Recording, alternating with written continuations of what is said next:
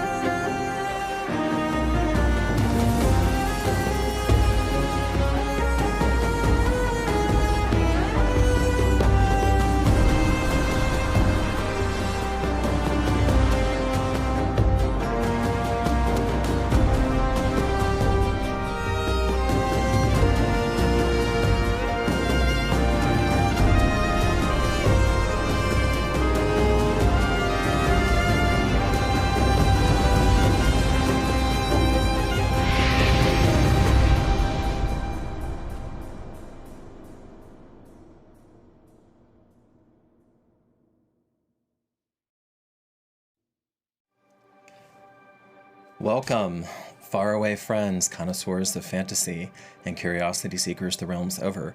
You have found yourself once more in Darkeport. Tonight, we are going to have a quick chat about resiliency. As you may notice, we are down a few people.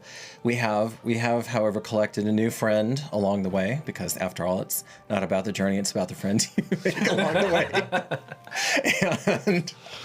And friends, people, whatever. So, Donnie is not with us. We knew this was coming because he was called away from work. Allie, unfortunately, her baby got real sick today, so she is at home being a mother, her highest duty. So, absolutely holding space for baby's quick recovery. Randy, as we're just making the rounds, Randy, aka Marcus, was coming down with something yesterday, feeling real bad today. So I was like, let's not have a repeat of what happened at the beginning of the year. And that brings us to welcome, Tobias. Hey, welcome. Yeah. So glad to be here. So our assistant producer, has stepped in, and he is going to be with us today. And perhaps more moving forward, but that would be spoiling a surprise. Ooh. We'll have to see about that. In that way, Corey, as much fun as staring across the table at Tatiana would be, and vice versa. We have at least three close by friends here to do this. So originally, awesome. This session, when planned, I didn't know, or I had probably forgotten. I'm sure Donnie told me, but I had forgotten that Donnie was going to be away. So I was like, okay, we can still do that. And then I had, as those of you who've looked at Discord and saw the community post and all that already knew, this was going to be like a deep dive into the lore, featuring Nalishli, and as Nalishlis do sometimes, ancestral memories, all of that. So I have broken precedent. I have broken my own rule up here. I'm a big fat hypocrite. And I have up here, for the first time in Darkeport's history, as those of you who've been with us for a bit know, not all about the tech. Not all about the techne. So I have my laptop open up here. I have my phone open up here. So I am going to be portraying Nalishli to some extent tonight, Allie. So if you're watching, if you want to pop on, those are available, and you can correct me if I'm wrong. And that's just how how we're gonna have to do this.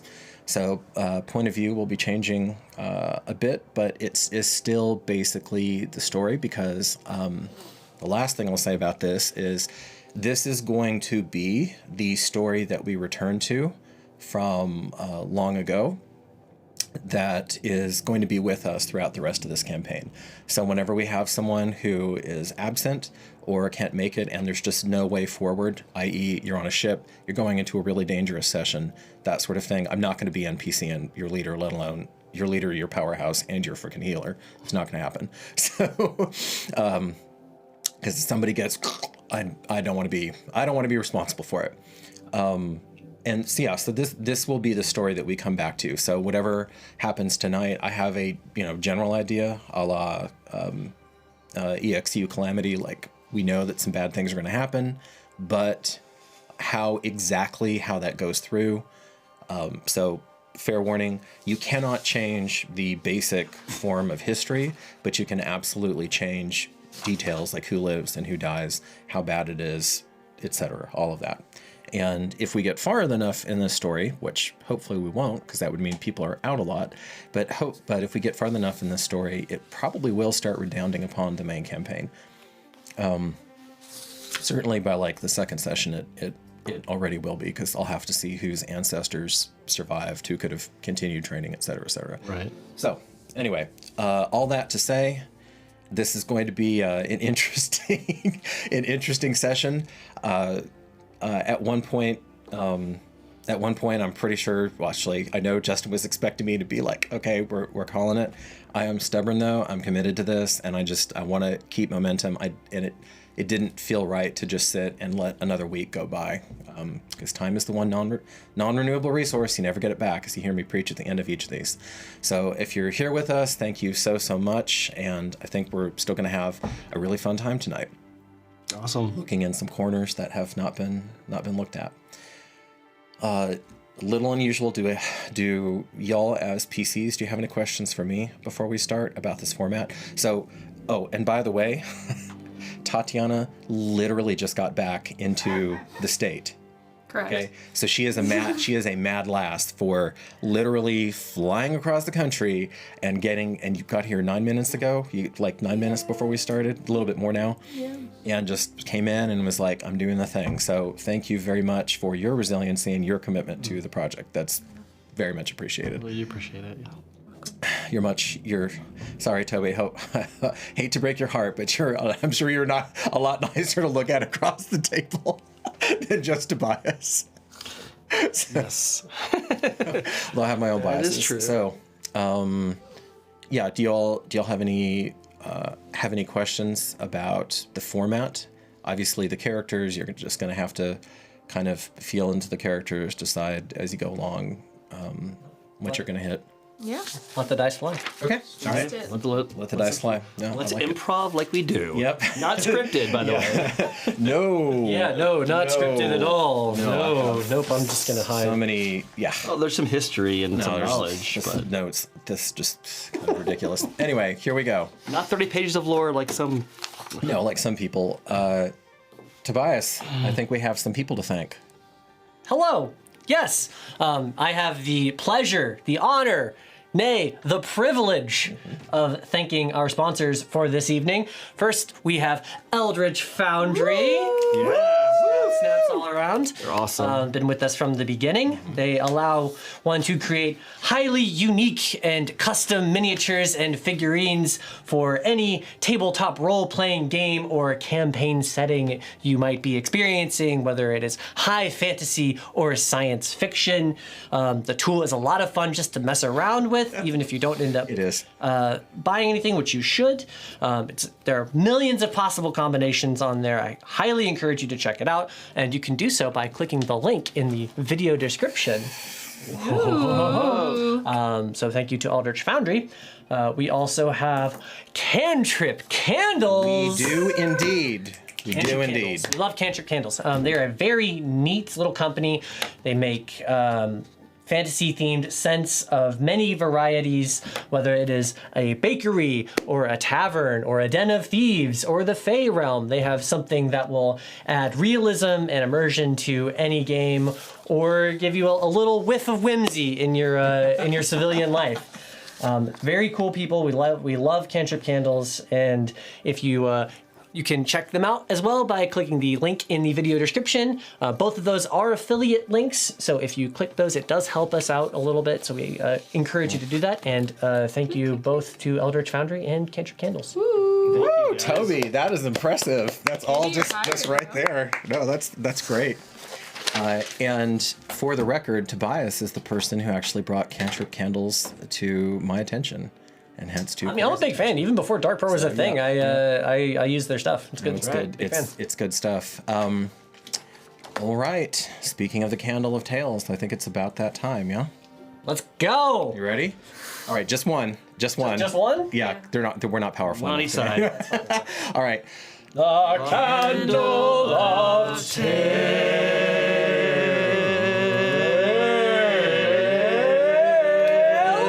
It's on. We did it. Bravo. We did it. You can light a candle. Congratulations. Oh, thank God. All right, that's it. I'll see you guys later. That's right. He's gone. Get that on your resume. Candle lighter. Candle lighter. My goodness. Yes? Well, friends, we reconvene, and this is continuity-wise. This is taking place between the last session and the session before. So that is to say, roughly one day on the night that never ended, before you launched on the Storm's Mare. Right. Nalishli leaves Marcus after not answering him about how Griff received his near mortal injury, what really would have been a mortal injury, but for Wace's gamble of linking her own life force with his, her own blood and heartbeat with his. So she finds herself, Nalishli does, in a pretty familiar place for her when she is in the city. It's the spot that she spends by far the most time in, the Arbor. Da, da, da, da. Ironic. So it is. She and the Kithki have their own understanding with one another. They're all true. It's true. And the scary lady happy. How can we do this? So she sits down off in her spot, off to the corner, such as it has. Lays winter's harvest, draws it, lays it across, or him, ? Across her lap, and sinks into him. Begins to feel the unbroken chain of priestesses and, as we are going to meet tonight, arcanists, and all manner of people who have contributed to the history of this remarkable weapon, this now infamous weapon. Stapili, you have been tortured these last moons. So about 8 or 9 moons out, they began the dreams, which you know as visions. You know the ones that are etched in red, green, or especially gold. Always have prognosticatory weight to them. However, as that supreme moment comes closer and closer, and of course your younger sister Okatla has been helping you, guiding you through this, and with her understanding of the mysteries of the blood in a way that only she can, it's become clearer. With that clarity comes pain and nightmares and sweating and really a sense of impending doom, which is unlike you. You may be an oracle, and you may be male, which is unusual, not unheard of for the Uralit, unusual. You did decide you were not going to become a priest, however. You felt that there were too many, frankly, politics, too many cross currents, too many things that you had to bear in mind that would leaven and vitiate your ability to just speak, to be the voice of spirit. So you find yourself along the shores of Amoy, the name that your people have for the Great Lake, the same lake that many winters hence Germentum will share. In your tongue, in the old version of your tongue, it means unknowable. So you're walking along, your sight, your gift, your profound gift, sometimes will quiet when you come to the waters and you look into it. What is he doing? What is he thinking? Introduce us to this character. Zapelli is sitting along the shore, feet just in the water, breathing, feeling a sense of calm, which is a rare thing now since the past moons. It's a premium moment, yes. And not thinking about the colors or the doom, but thinking about what sculpture could I make next? What art could I create? What can I turn my energy into that is anything other than this horror that I am experiencing on a nightly basis? Very well. Make a perception roll. Goodness, that would be a dirty 20. Okay. So swiftly, then, the presence of another bubbles up. In fact, with a 20, fast enough that you see her recovering, but you don't see her on her feet yet. There's a large, strong-looking woman with unearthly skin that makes the hairs on the back of your neck raise, and you see her. She looks like she's shaking off the effects of something. She was not there mere heartbeats ago. She's probably about 20 feet off to your left, which would be west, as you're facing Amoy.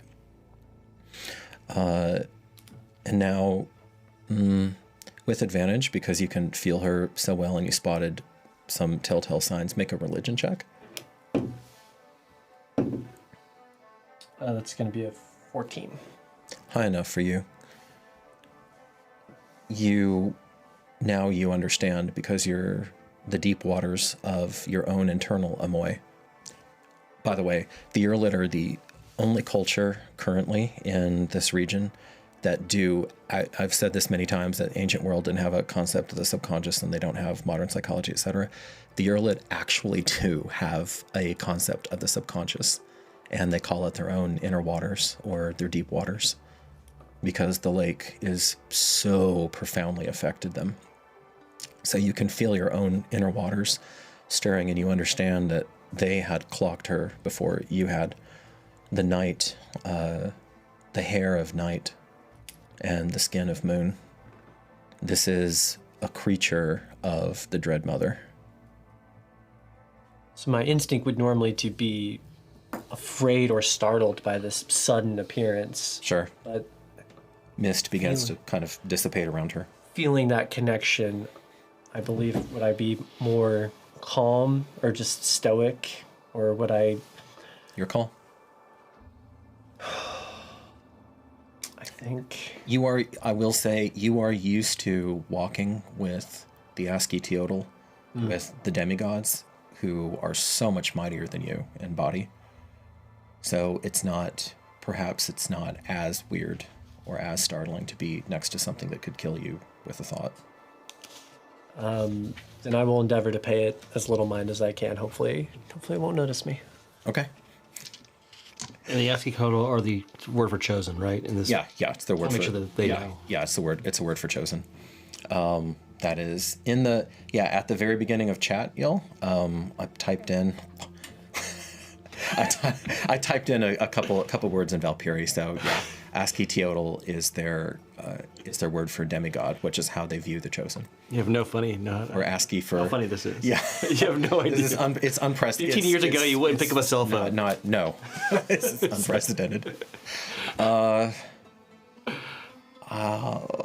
You know what? She's a little distracted. Initially does not notice you yet. And I am just a stone on the shore. Okay. Go wisdom for Ashley. Winter's harvest. Where did you take me? And then that uncanny power in her form recharges, sweeps back in. She finishes throwing off whatever stupefaction her travel lent her, inflicted on her. She's on her feet, still doesn't, and she's just staring out across the currently still waters of Amoy. What time of day do you want this to be? What time of day would he be out here or night? Say just after high sun. Oh, that makes sense. Okay. So, although you do honor the triumvirate of the gods, your group, this particular version of this particular fellowship is, try not to use that word too much, but is deep in Coatl's favor. So rather than Tezcatli, which our faraway friends who've been with us probably know the best, the Dread Mother, you actually are more weighted toward the Lord of the Dawn Star. Although, again, all of you recognize all three of the gods. It'd be foolish not to. Don't understand. What am I supposed to see here? What were you talking about? Needful generations? And now she turns. Her divine construct eyes take in the beauty of Coatl, your city. Almost 4 times the size of Geramentum, with buildings, with many more buildings that are 2 and even 3 stories. Craftsmanship that would dazzle old empire engineers in places. In particular, at the heart of the city, a stepped pyramid, or I should say a pyramid with steps, rising up toward the heavens, taller by far than any other structure. And that's where you see her gaze affix. You're still just hanging out? Okay. She might be there a hot minute. What do you want to do? Are you just observing her? No? I mean, I am in my own piece, which has now been taken up by this, so this is clearly a messenger from Tezcatli or some other harbinger. Okay. And if it is within the divine right for me to be spoken to, then I will be, and if not, then it will go its own way. This is so funny. We're kind of already off the rails. So she starts walking into, it's good. She starts walking into the city, which importantly, big difference from Geramentum, has no walls. It has a ceremonial, maybe knee-high barrier to denote the pomerium of the city.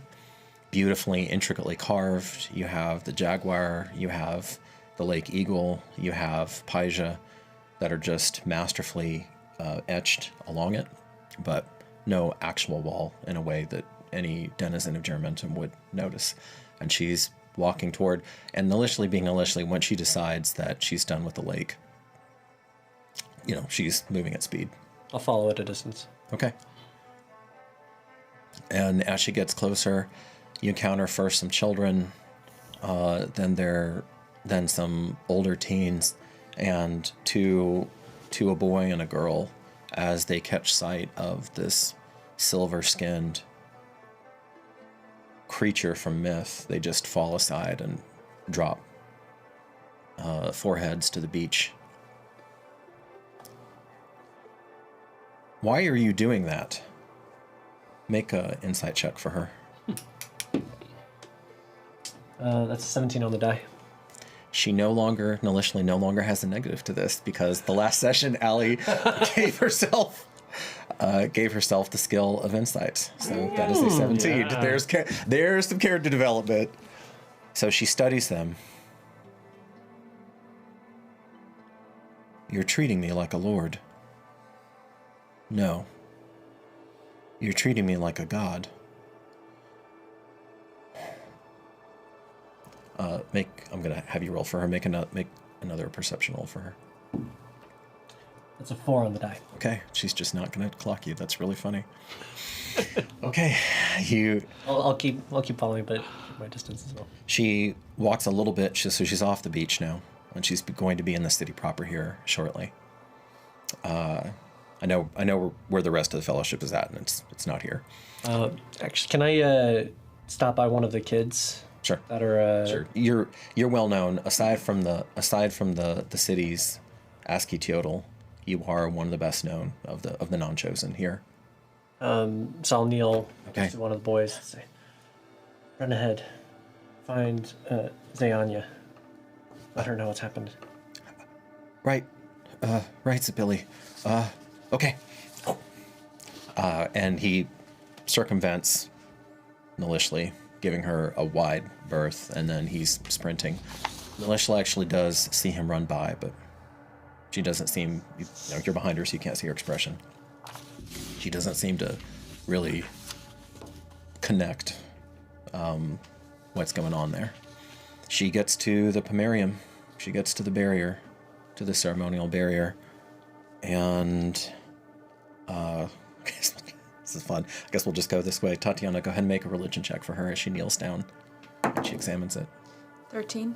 I like this. We're doing PC by committee tonight. That's just how this is gonna go. Okay. Whether she lives or dies. So it's kind of a furrow on her brow as she's tracing some of it.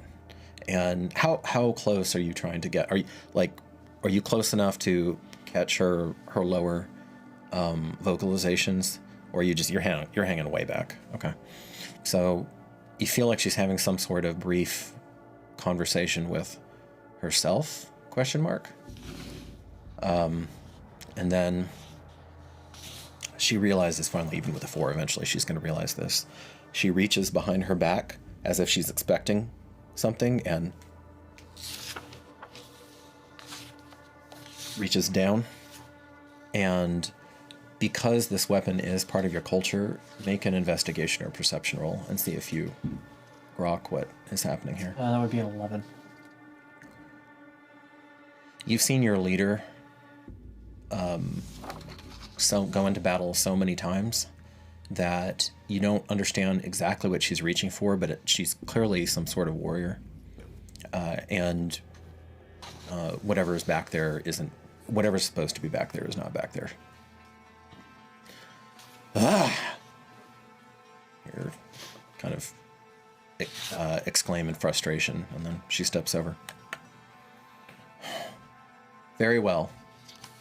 She locks onto the pyramid and just starts walking there. Now you're starting to get into some population. People are at gasps, and these are not just playing children who accept that weird things come out of them away sometimes, as they do. Sometimes spirits drift out. Sometimes you have to even defend the city if one of the nameless gods is particularly displeased, and you have some kind of bizarre, dangerous creatures crawling on up from there. Now you're getting into the merchants. You're getting into more of the well-to-do, as she just drives unerringly toward it. People are falling off. One of the litters that was being carried gets dropped partially. What in Mictlan? What in hell? What in Mictlan is going on? And they're just parting, dropping, as she goes closer and closer. Some handball game that was happening as they compete furiously with each other to get it through a raised ring, actually vertical raised ring. Mm-hmm. It just bounces off, hits one of the contestants. What the fuck? And then he stops, and all of those athletes pull aside, and she continues, and you're following her. There's an ache in your heart, and don't really have like a supernatural awareness thing in here. Investigation then would be the closest. 5. Okay. Are you proficient in perception instead? Yes. Go ahead and roll that then. That would be a 21. Okay, I should have given you the option at the beginning. So, more instinctual than anything deductive. Zapili, you see there are moments where she's stepping in the the high sun, the Coatl in all of his glory, and you think you can almost see through her in moments. But you can hear the footfalls of her steps, and you can see her as she gets tangled up in some little carts and doesn't have patience. She doesn't smash them, but she roughly shoves one of the carts aside and out of her pathway, and then keeps going. So she's not a ghost. She's not some sort of spirit or thing that's crawled from the underworld. It's real. So think on that.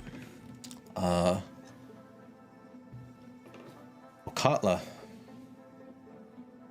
you, my dear, have 3 very important items that your group, you know what, I think for this session, Corey, I'll just call them your coterie. Oh, that'd be fun. That'd be a fun callback.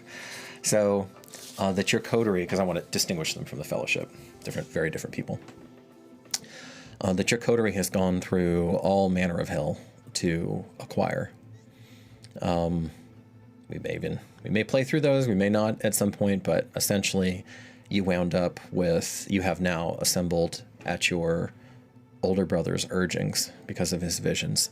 You have assembled the 3 sacred objects of the Uralit that are said to have been crafted by the hand of each of the Trinity themselves. Mm-hmm. So you have the Talon of Tezcatli, and you have the Mask of Coatl, which is all in jade, and then you have. So I was trying to describe it in the notes, but the headdress that you saw her with, imagine if that was carved out of turquoise with unearthly skill. So the feathers are not actually feathers. They're feather. They have the appearance and shape of feather, but they're actually turquoise. So you have the 3 sacred stones there. And at your direction,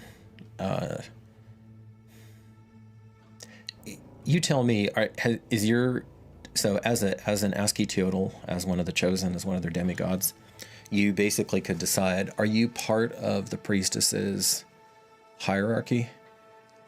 Or are you affiliated with them, but do you stand wholly outside of that? And basically are just, the coterie, that's your political and social affiliation. I'd say the latter. Okay. All right. So it's really just you and your fellow chosen then. You're aware of the priestesses, the politicking that goes on there, sometimes, sometimes there's some pretty ugly grudges, but for the most part in this era, the priestesshood is thriving. So at your direction, they have taken these 3 objects. And they followed his visions and what you know to be true, and you've used so you're basically playing like Wasteland with another 10 years of experience to her. So you're using down a slightly different pathway, but very similar feel. So you've taken some damage. You've literally bled for this project as you've consecrated this ground. And you know that the threat that your brother keeps talking about, to your best gauging, is going to come from the marshes to the south, the southwest of the city. So that is how you oriented. So you have the lake on the north, just like in Germentum. And then you have the marshes, you have some delta, and you have some marshes southwest of Coatl, of the city, which means beauty in Valperi. So you've oriented these 3 sacred objects in their empowered shrines to the southwest. Okay. Gambling that your brother's visions are correct, but his accuracy is astounding. So between the 2 of you, you think it's very likely. You may not know exactly when. You know it's very soon because he's getting it every night now. Which one are you finishing with? Which one has taken the longest? The headpiece. Okay. And how do you see her arranging that?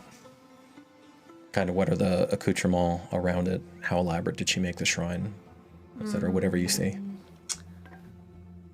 There is a lot of bowls around with different waters, different stones, different pieces of nature. She has a cloth laid out on the altar that's really specially woven by herself. That completely checks. Yeah. Yeah. I'm going to say, even though it's not a skill on the character sheet, that you have proficiency in weaving. I don't have a character sheet.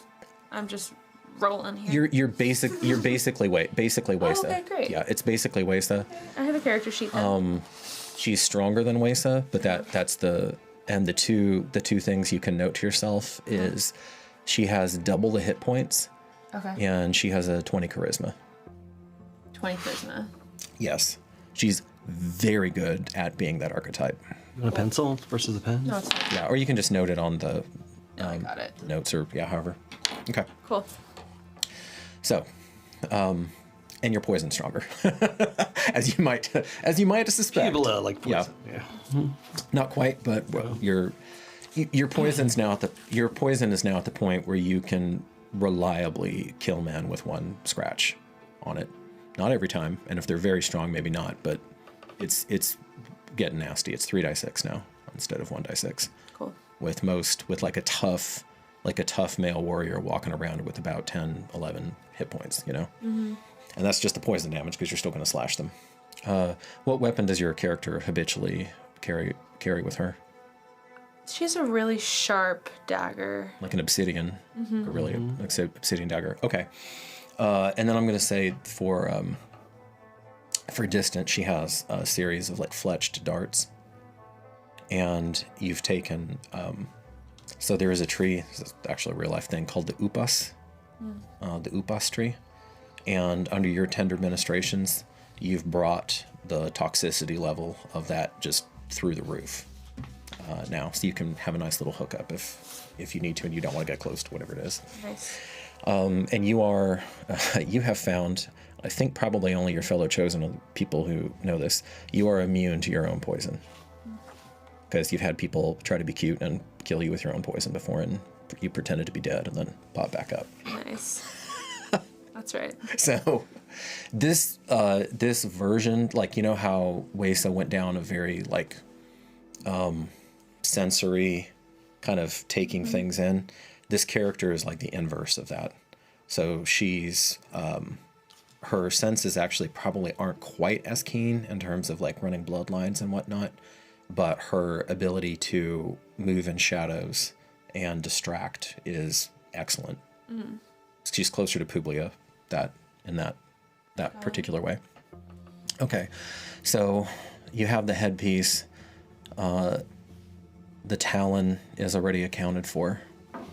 And I'm imagining a triangular configuration, but are you going to do a semicircle instead, or how do you want to? With the three pieces? With the three like mini shrines, yeah. What do you? Yeah, I think it's a half circle. Like a half circle to the southwest. Okay. Which one do you want holding the center, and which ones do you want at the flank?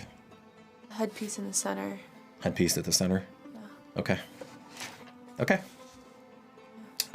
Is there any particular reason that's Talak? God of rain and the waters, kind of the most distant of the three. Like you pray for him, but almost nobody says that Talak came to him or her in their dreams or anything like that, unlike Tezcatli and Coatl. Yeah, perhaps he's like the in-between of the two. Like, it feels good to have them. That makes sense. And then you want to separate night and day from each other. Yeah. Okay, that makes a lot of sense. I thought I knew all that I was saying. I'm so smart. Hey, it's your inner waters that you knew. Yes. The last thing, as far as setting the character up, is she is a devotee, as are many of the priestesses and even a good chunk of the culture, to the triple path. So she has her outer face, her intimate face, and then her true face. And that's just understood in this culture. Yeah.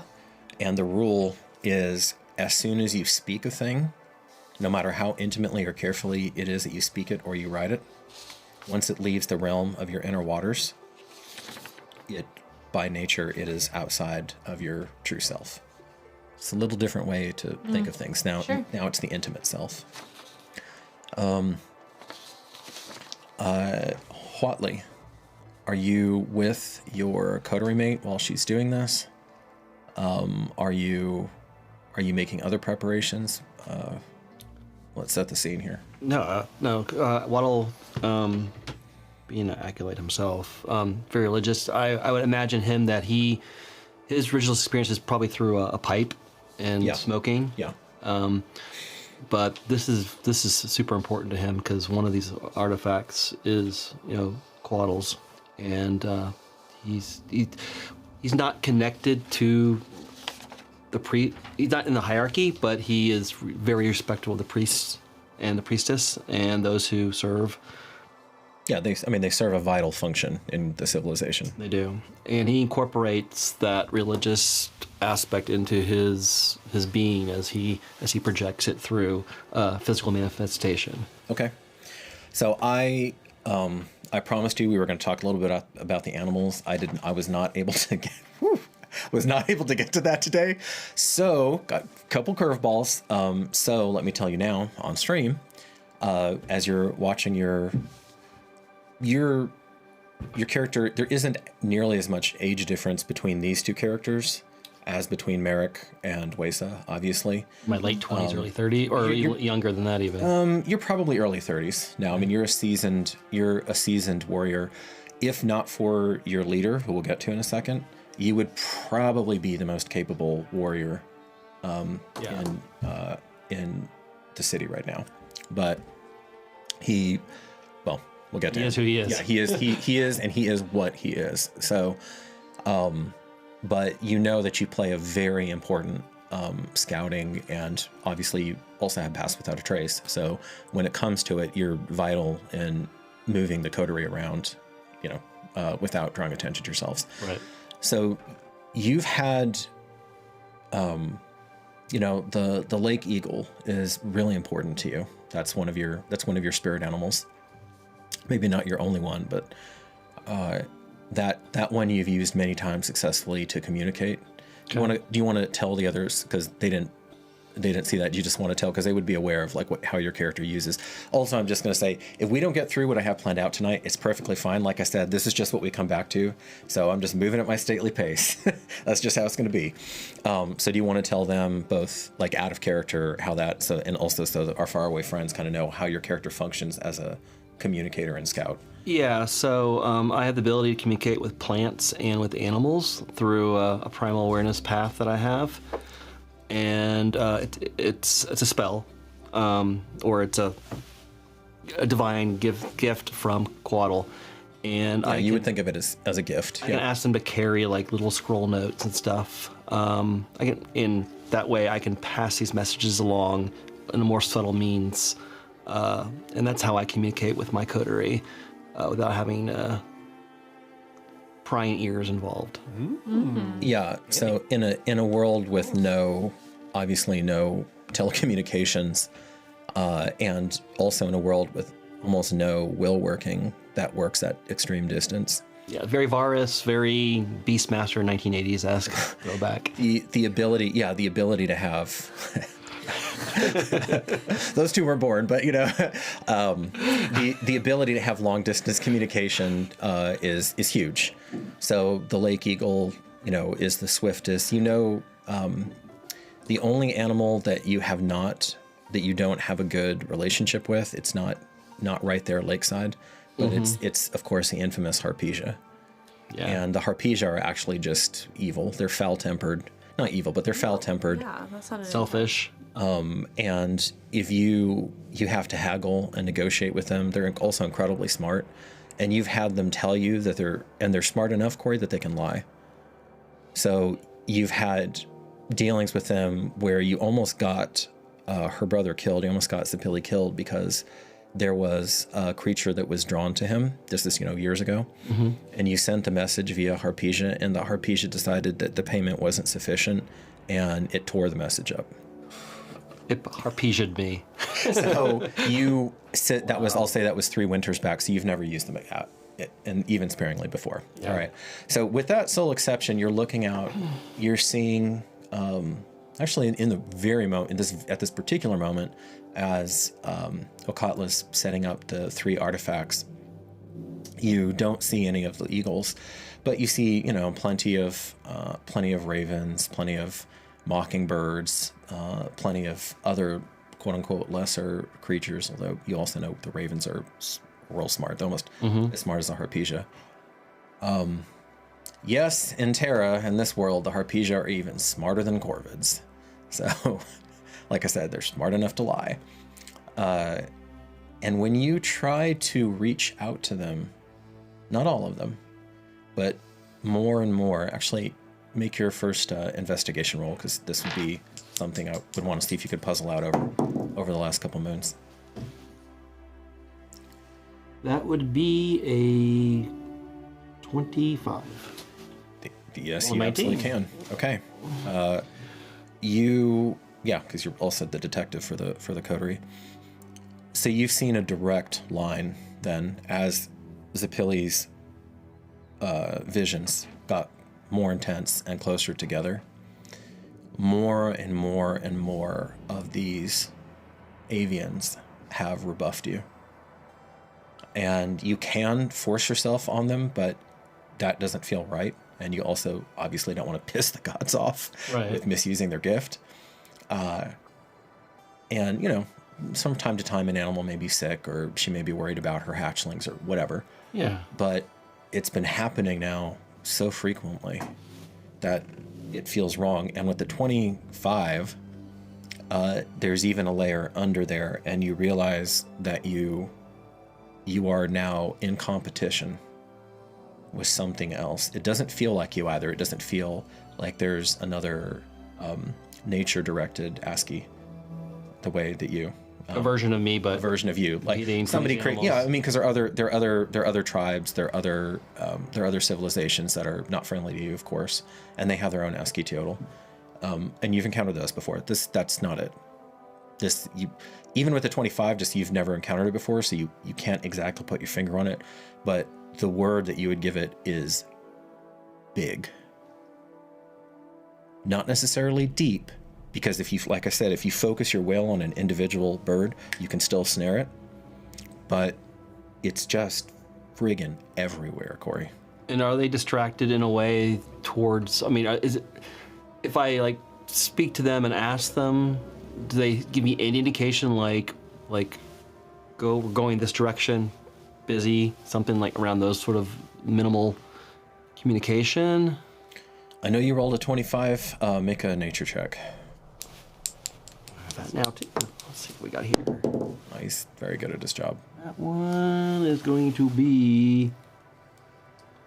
That one's only a 11. 11. Okay.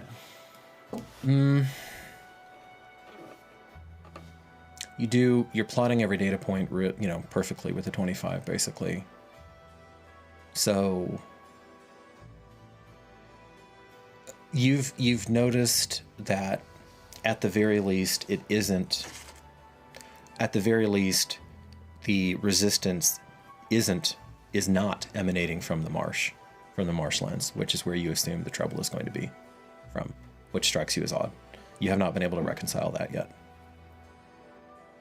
Would I even say they like birds tend to do? They detect something's going to happen, and therefore they're flocking elsewhere. Sort of. I mean scenario? that's definitely one. That's definitely one interpretation. That's one. Okay. Legit interpretation. All right. Okay, so, and for purposes of this session, Tatiana, I know I'd said that you had like a little roguey protege, and you've sent her off to. There is a colony that essentially your character was instrumental in organizing and getting together. People are, they've been complaining about the city for a long time, and all the issues that happen when you start having 18,000 people in an ancient city. It's a lot. Sure. And one thing you don't have are the aqueducts of the old empire. So it's in the sanitation systems of the old empire. So it's a lot. Yeah. So you're looking into basically founding a sister city. I mean, you're at that point in your career as an ASCII teotl. So you've sent her off. She's 10 years younger than you. You've sent her off as their scout and guide through to see if there's any viable place, because there are the marshlands that are south and west of the city. So you're going west, basically hugging the lake, and you're going to see if there's any viable freshwater area through there. Okay. So if I don't really talk about her this session, that's why. But she's on your mind, and of course, you're worried about her welfare. You're watching your longtime companion, Wally. Y'all have probably been adventuring with each other for about a decade at this point. And you see him staring off into the sky, smoking right now. And you're at a pretty good stopping point. Do you want to talk to him about the events or what's on your mind, or find something else to do? Because gods know there's plenty. Well, I just been with the objects, correct? For like days. For days. Now you've been in and out of. You've been holding. Even for you, you've been really pushing yourself to try to be in that sacred, in that liminal space. You've been cutting yourself sometimes to shed blood. Yeah. With double the hit points, your skin actually is not that easy to cut. You're getting a little nullish. You're finally getting a little nullishly situation going on yourself. But you see him, and he's really poured himself into this mystery, and you know that it's frustrated him, because normally the beasts and the plants are his strong allies, and therefore all of yours. Well, I'd say she's probably a bit tired, and just kind of walks over. What's your word today? Not much. Most of the beasts are distracted. They're sensing something big. The bigness we know of. Unsure. They rather not talk to me. They're going elsewhere. They're worried for their kin, their children. There's something that's garnered their attention, and I have to really focus to get one of them to send a message these days. And you don't think it has anything to do with your skill? Not that I can detect. No, it's something to do maybe with that vision. I'm sensing something with that vision that Zil has prophesized. Well, we're doing everything we can. I know I'm getting prepared. There's only so much to do. Have you accomplished the direction that's needed with, I assume? Of course. You are done now. It's been days. Yes. And do you see me? Can you see that I'm done? She just shows. Oh yeah, no, I mean you feel wretched right now. Yeah. Are you okay? You need... What is okay? This is a time. This is historical. This is a moment. And we must be sharp. I must sleep, but we also must be sharp. She kind of just walks off. She doesn't really have much time to... Okay. You do have some cleansing bark that you've prepared that sometimes can drive away fatigue. She may accept it. She may not. Here, She can chew on. take this. You can. May I apply it? It will perhaps... Well, she'll chew. She'll actually chew on it. She'll actually chew on it. Yep. Thank you. Shoves in her mouth. And... Okay, and goes. Okay. Are you going to try to find a spot to just catch some rest? Correct. Okay. All right. Yeah. You pull off. How protected is this area from, like, say, some random enemy coming through? You've got a fair amount of warriors out here right now. They're not going to be right up on the shrines.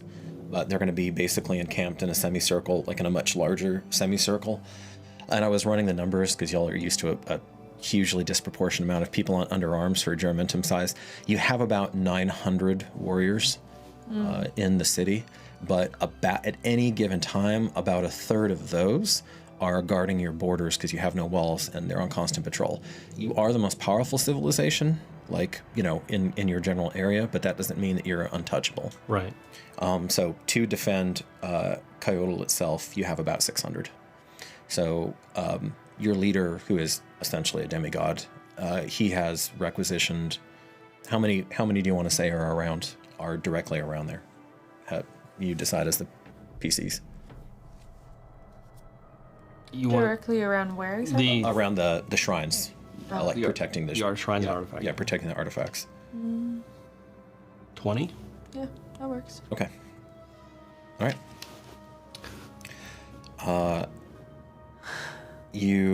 Both of your passes are really high. Yours is still super high though, and you hear the crunch, the tread. You know someone's approaching. You know who it is. It is your oldest member by a good margin, who has now seen is into his 5th decade. Izel. He's not getting around so well. Can you be any louder than that? Zell. This was going to be Randy's character. And in reply, that small jolly man stomps his feet and smiles. I'll be needing some of that, I think. Don't hog all of it, Huatley. Oh, this. And not yet. I still have to have my wits about me to invoke my gifts. Oh. You finished it. Did the blessing hold? Because you were working in conjunction with him. She softens a bit. She's Okay. being a bit harsh with Watley. Waddle. I did finish it, and I am weary. Well, I know better than to try to cheat the gods of their due, but maybe I can give you at least a small spring in your step. Lord of the Dawn Star, he who ushers in hope with each new day, please hear my call and my humble beseechment. Refresh your daughter, using me as your vessel. And there's that, what would be familiar to the Fellowship of Germentum, a soft golden light around his fist. He opens it, it kind of diffuses out, but this is a more measured, controlled, and frankly precise version of what Marcus would do. It's not wild, and there's no hint of desperation, or even like Marcus's, just sheer passion. So it swirls, the pale white gold aura comes into his palm, and then he touches your shoulder, and you feel a gentle warmth that experience tells you it will take several minutes to work its way through your system, and it will drive away some, not all, of the fatigue. Thank you. So much for the bark. Show off.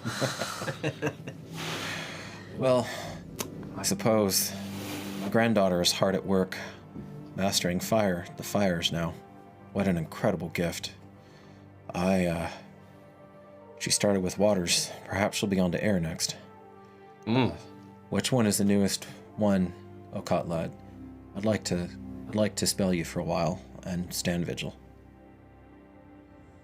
It was the headpiece, yes? The headpiece. So he goes over there. And he can't smell it. You can literally smell magic. Like when you're in your space. He can't smell it the way that you can, or taste it in his mouth. But he interacts with it differently. And after he goes over to Coatl's artifact, places his forehead, full genuflection down, and then goes to Talok's headpiece, stays there and just kind of falls into it, regards it, but he's ready to defend if he needs to. Okay. I suppose at this point, Toby, would you like to give a brief physical description of your guy? Doesn't have to be exactly the picture I showed you. Tall, slight. I'd say he'd be about 6'6", 6'1". Kind of wispy, kind of skinny. Okay. Dark skin, short dark hair, dark eyes. A little unkempt right now. Yeah, facial hair. The kind of bags around the eyes, kind of like almost a sallow look to the face, as if he hasn't been sleeping very well, because he hasn't. Okay. You, in Nalishli's wake, you see her get to the pyramid, and before she gets there, probably at least a block out, word has now gotten there, and although you don't see Zanya, the high priestess, yet, she is older, and she's even older than Izel. It takes a bit of time, mighty in her own way for sure. There are now a collection of priestesses, and they've stopped her. Some of them are a little young, and they're overeager, bombarding her with questions. And are you from the moon? Are you from Lucida? Are you from the waters? How is it? Are you, were you created by, it must be the Dread Mother's hand. It must be enough. I am going to that building. And they murmur their apologies. They fall away again, although they do not drop their faces into the dirt. They give her low, respectful bows, but they keep their feet under them. And she pauses.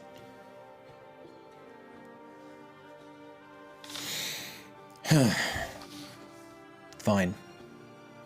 Like she's answering someone. And she starts jogging up the steps. I'll be on her heels. Okay. I'm not going to let her make another perception roll. Because I've been failing them like dog mess back here.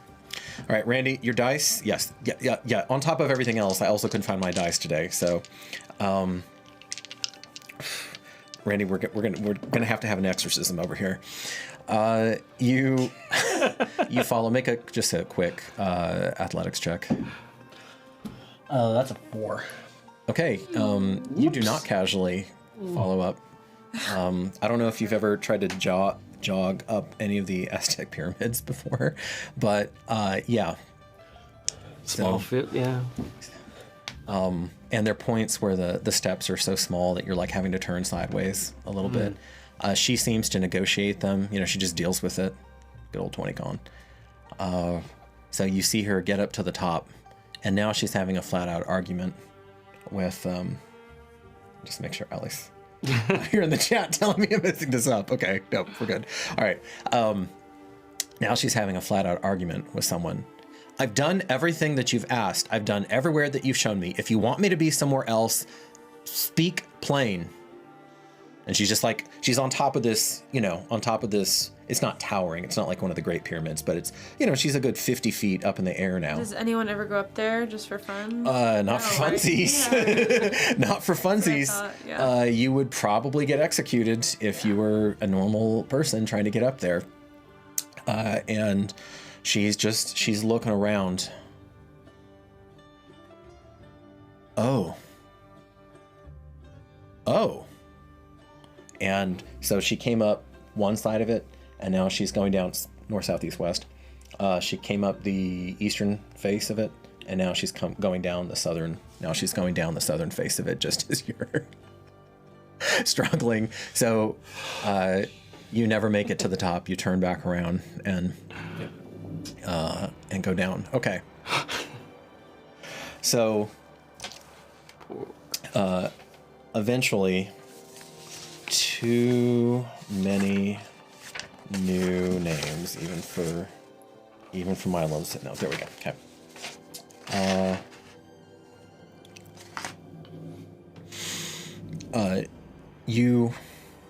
can literally smell him coming.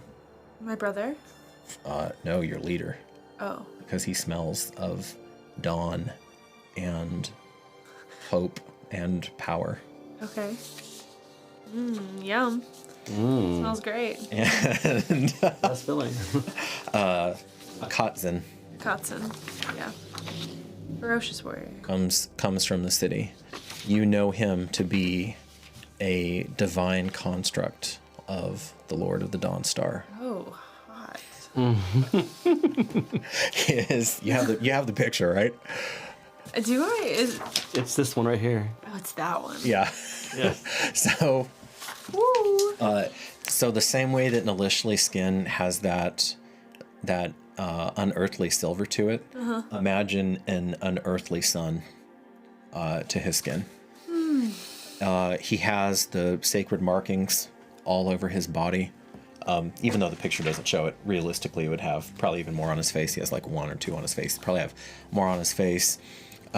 You and the high priestess of the city have personally carved a bunch of the charms that are decorating his hair, that are laced through his long, I was going to say, probably like copper and bronze hair. Yeah, like different strands of it, with little highlights of gold in there. You know, moments where the sun's like flaring up over something, but not the mainstay. And he comes up. I'm gonna have to try to get this one. All right then, how are we doing? All is well. Good. Watley, what about the animals? Something is garnering their attention more and more. The same. How do I address him? That's Lord would not be out of place. It depends on how close you feel like your characters have gotten. A Katzen would also be, or you may have another term for him. I have a feeling that we probably were battle brothers. You've seen some shit together. Yeah.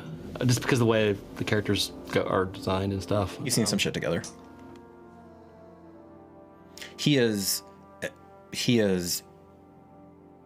actually Lord brother. Keep going. There you go. Yeah. There you go. And you still haven't been able to puzzle it out yet then. A little bit. It seems that Zill's vision is part of it.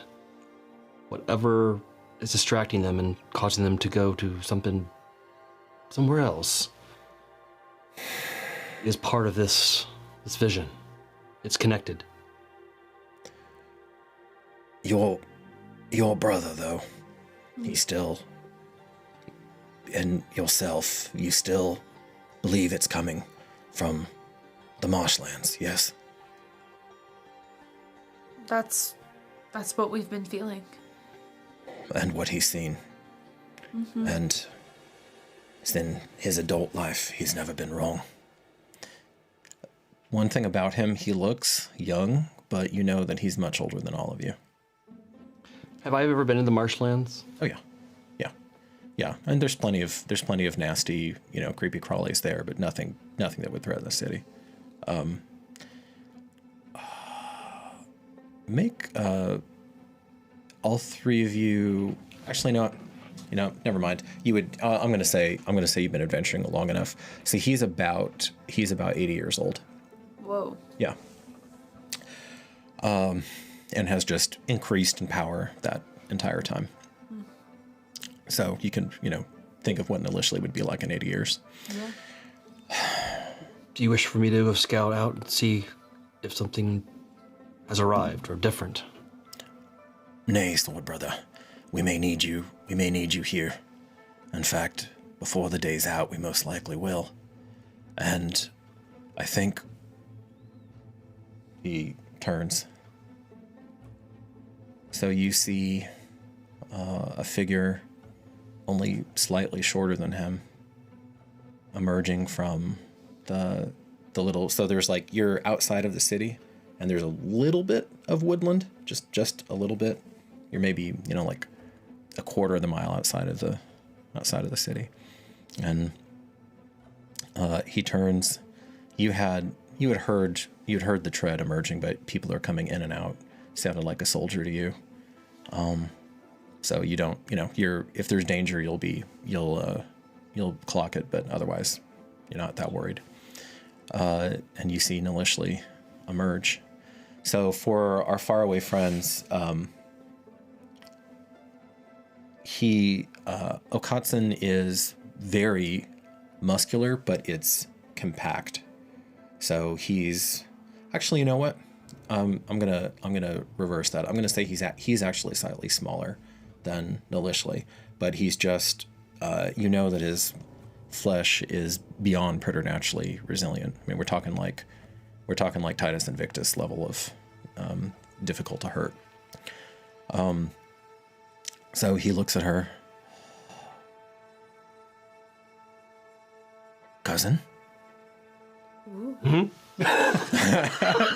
You see, and Okatla, you see your brother come from behind. You're no cousin of mine, I think. Who are you? Who is she? How dare you speak to him like that? Who are you? I am Nalishli.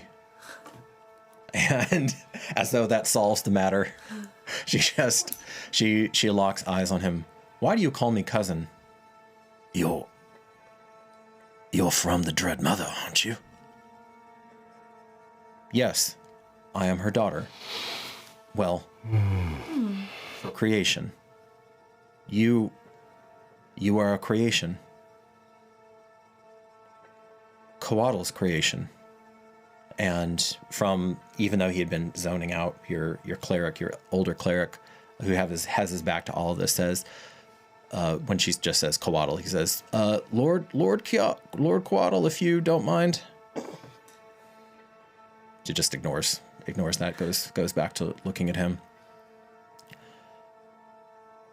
I don't know what I'm supposed to do. Well, you're supposed to answer my questions. I am? Yes. I was brought here by Winter's Harvest. It is my weapon. It speaks to me, and it brought me here. He told me that I needed to see these things to understand. What things? The past. This is the past. This is the past. But how far? What year is it? And of course your calendar's nothing like Germantum's calendar, so you quote her the year. Or which one, I mean, do you? Sure. Okay. I know you. I don't know what that means. Is there anything on her that's like obviously not from our time? I mean, her garb is odd. What does the Winter Harvest look like? It's not there. It doesn't have it. She doesn't have it. Okay. She says, she looks over. Actually, okay, Corey, make a perception roll for Nalishli. 15. 15? Okay. Plus whatever, yeah. Yeah. Or minus, yeah. She looks over. Who are you talking about, Winter Harvest? She must mean like daybreak. And Akatsun takes out his own Makwi, his own kind of combination club broadsword. Where do you... There! And she jogs over. He moves with her, and for just a moment... Is that towards the... It's towards Tezcatli's talon, yes. I step in the way. Yep. No. So... No! He runs. That is sacred. Of course it is. It belongs to me. At least, it will? This is frustrating. And... Where is... Yeah, because you... Yeah. What is she talking about? Up at this point. Yeah, if you want to circle around and have a side conversation with him while that's going on, go ahead. Brother. What? Where did this one come from? Amoy. The mists. The mists. A moment, no one. The next, she was there. Do you think she's here to help us? Couldn't say. She seems determined. A good way or a bad way? If she is of Tezcatli, it can't be bad, right? I'm not sure. I'm sure others have seen her. Many have seen. Bowed in obsequiousness. As if you're invoking them, even Sapili, you're beginning to see some of the bolder priests and priestesses emerging from. They're not going to roll it right up on y'all. They know what the deal is when chosen start throwing down. You don't want to be right next to them, but they're at the tree line. Some of them now are starting to filter in. Kept my distance because I wasn't sure, but if she is cousin to our Lord, maybe this is what we've been waiting for. Maybe the time is coming soon. Cousin, cousin, stop. I do not want to resort to violence.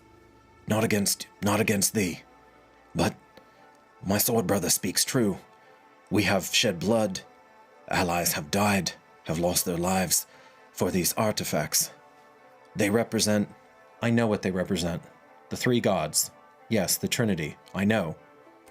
And for the first time you see her falter.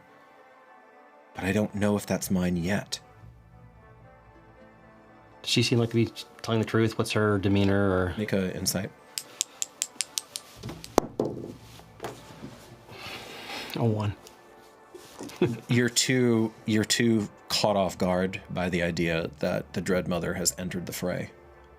You truly believed, in all the long history of the Uralit, there had never been a divine creation, and you truly believed that your leader, Akatsin, was unique. Right. And now there's supposedly another one. And that Coatl was the only god who cared enough about your people to actually get some skin in the game. And now there's another one.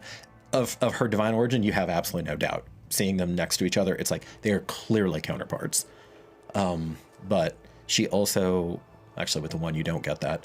I'm gonna say your passive insight is high enough, and so is yours, that, and you've observed her for a while now.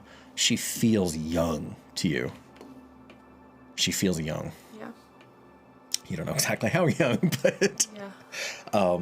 although you can still smell the power. It's fainter on her, of course, than on your leader, but it's there. She is what she says she is. My lord, forgive me. Speak. She's like you, yes, but a child. She's no child. She. He looks at her. Toby, make an insight check for Akatsin. That's a big 2. That's a big 2. I don't know what she is. Izel, I need your counsel. Coming, Lord. Kind of, you hear that rightening of his getting worse and worse. He can damn near bring somebody back from the dead, but he can't heal the knee. Tells you he has to be humble. And he comes over. He bows to her, not as deeply as the non-chosen do, but still acknowledging her ranking in the metaphysical hierarchy. I guess metaphorical too, but metaphysical hierarchy. Looking at her, go ahead and try to redeem yourself here and make a roll for Izel. Big 11. Okay, better. And he has some pretty crazy bonuses to that. I think he's right. Lord Brother. I think she's young. Very young. Can I do a religion check to understand how these creations may or may not exist, or is that'll be hard, but go ahead. Yeah, go ahead. 20.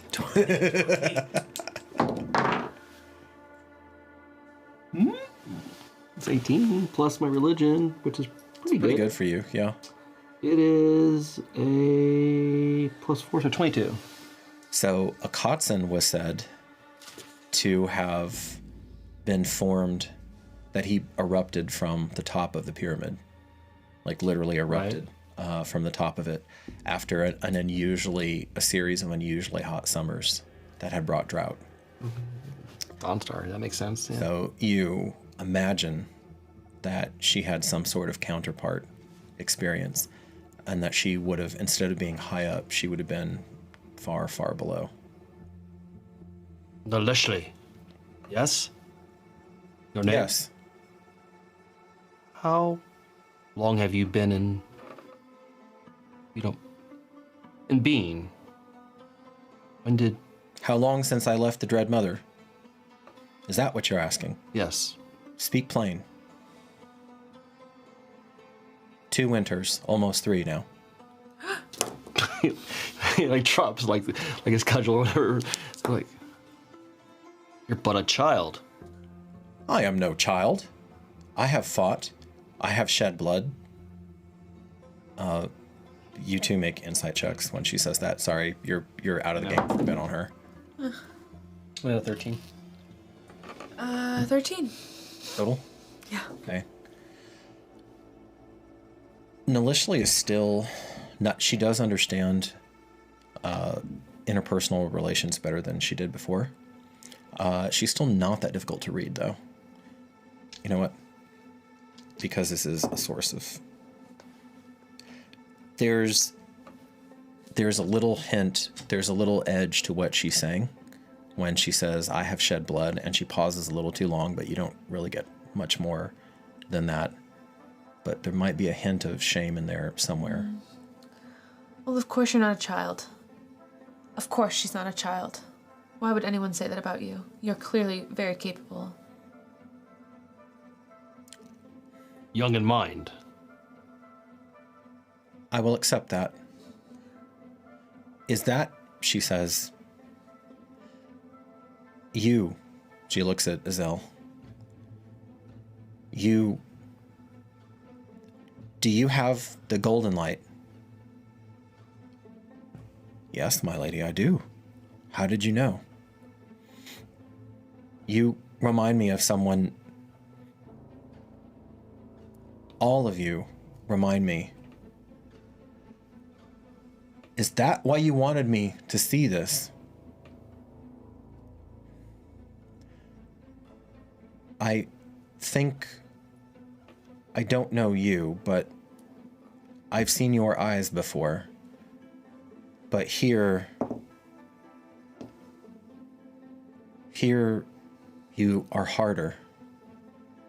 Your name is not Wesa. No. What is your name? My name is Akatla.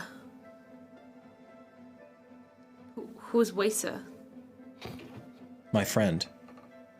My sword sister. Can I get a sense of her as she says her name? Wesa? Sure.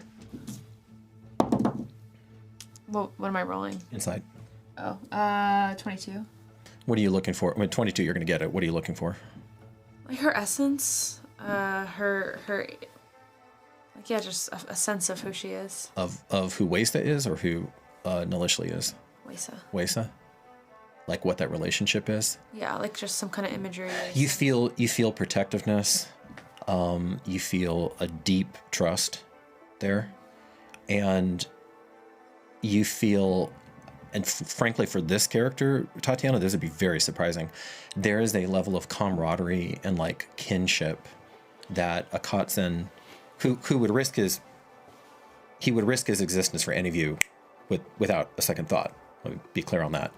But he knows he's not human, and he has had some, like a tragic love story happen to him before, and so after that, he does not associate with humans in the way that Nalishli's experimenting with now.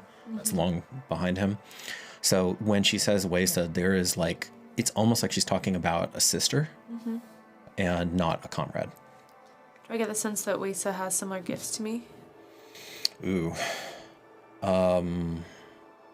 That you wouldn't get off that insight check. Roll again. Let me just give me a raw roll. Yeah. Damn, that's pretty good, girl. 5. Okay. You have no evidence, and this character is more evidence driven than Waze is.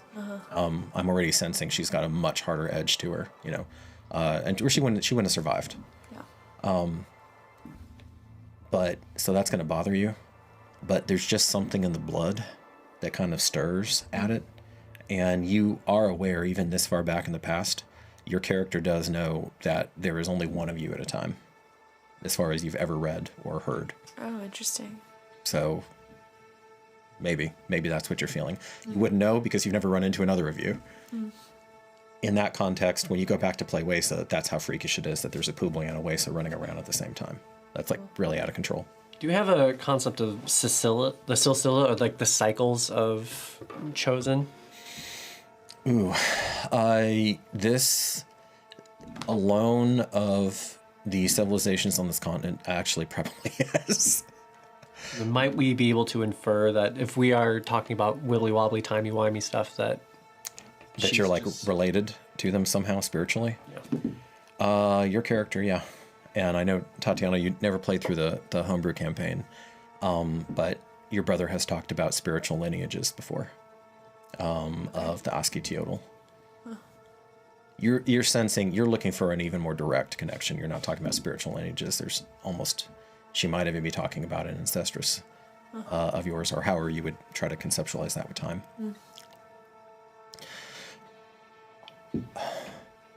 I think I don't know if I'm supposed to take what happened to Winter's Harvest's body. That's only the blade. And she's Winter's Harvest? She's staring at the talon of Tezcatli now. Look over at it. It has, Weapon. yes. It's, Or Dawnbreaker? what is Dawnbreaker? He shows her his weapon. Does it talk to you? No. I don't know then. But I think that's how I go home. Or maybe I'm wrong. I don't know. You want to go home?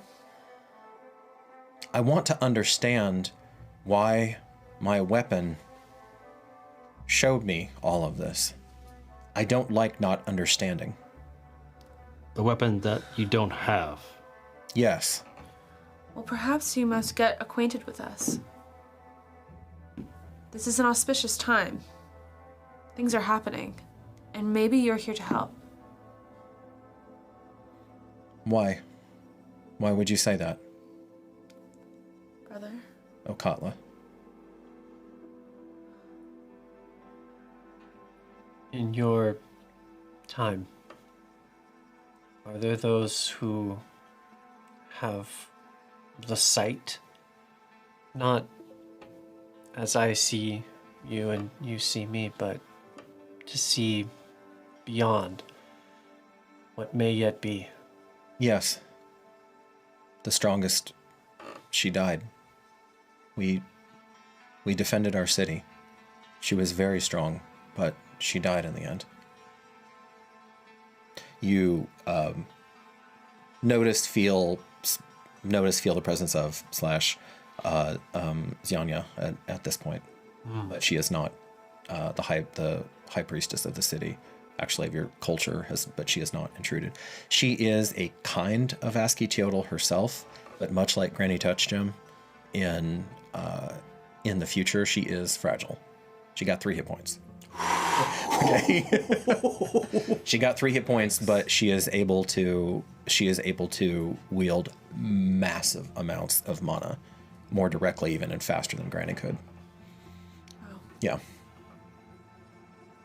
I'm sorry for your loss. There is much sadness in my home. Geramentum. Do you know Geramentum? That word means nothing to any of you. Do you talk to animals? Do you? Yes. If I talk to them, I don't know that they listen. I have this sight. I have seen something horrible coming for us. What? And I can't say. Won't say or can't say? Can't. Well, what good is that? I ask myself that question often. It has been proven enough that my visions come to pass. That my brethren and sistren have taken my warnings seriously, and we are preparing. For what? We don't know. You appeared on the shores. I did. And before that, the marshes, or from where? No. Out of Amoy. The mists. A moment she was not there, and then the next. I was in my home. I was in a place of beauty and quiet. In Geramentum, which you don't seem to know. And you see, to appear to my brother, he is a seer. I don't think it is a coincidence. I... Speak. Forgive what might be a strange or laughable question. I've been watching you since you appeared. I don't think you noticed. Why were you watching me? I was unsure of what you are or what your intentions were. I feel a little bit of fear as Akatsun looks at you sternly as well. But he doesn't say anything. It doesn't seem like she's here as we are. She speaks to us and touches the ground and touches people, but I could see through her. He looked at the pipe. It's difficult to explain. What's going on? Did someone poison me? That was his Ellie kind of chuckles at you, so you're checking out to see if you're stoned.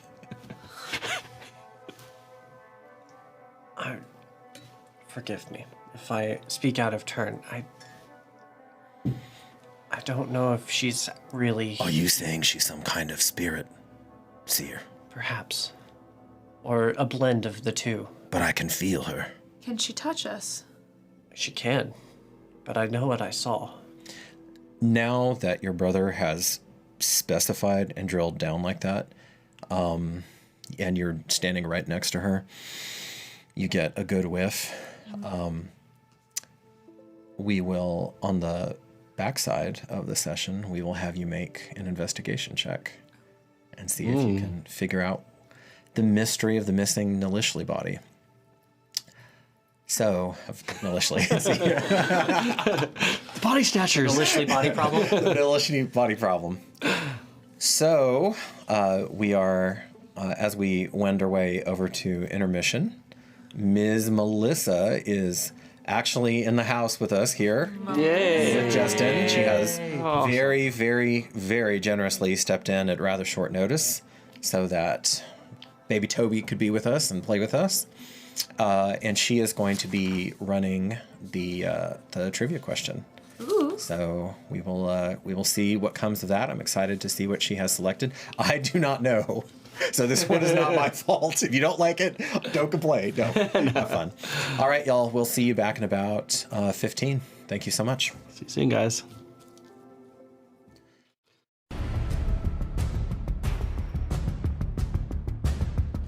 Why limit your imagination? In the tabletop role-playing space, customization is everything, especially when it comes to your character. Whether you're a player, a painter, or a master of tales, your character is what matters most. Using high-quality, fully customizable miniatures, You can be built for battle with Eldritch Foundry.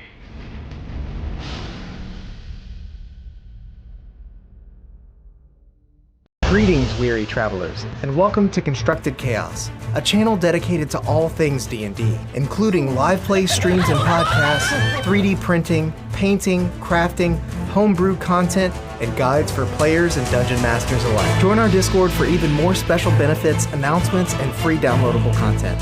And until next time, go out there and make some chaos.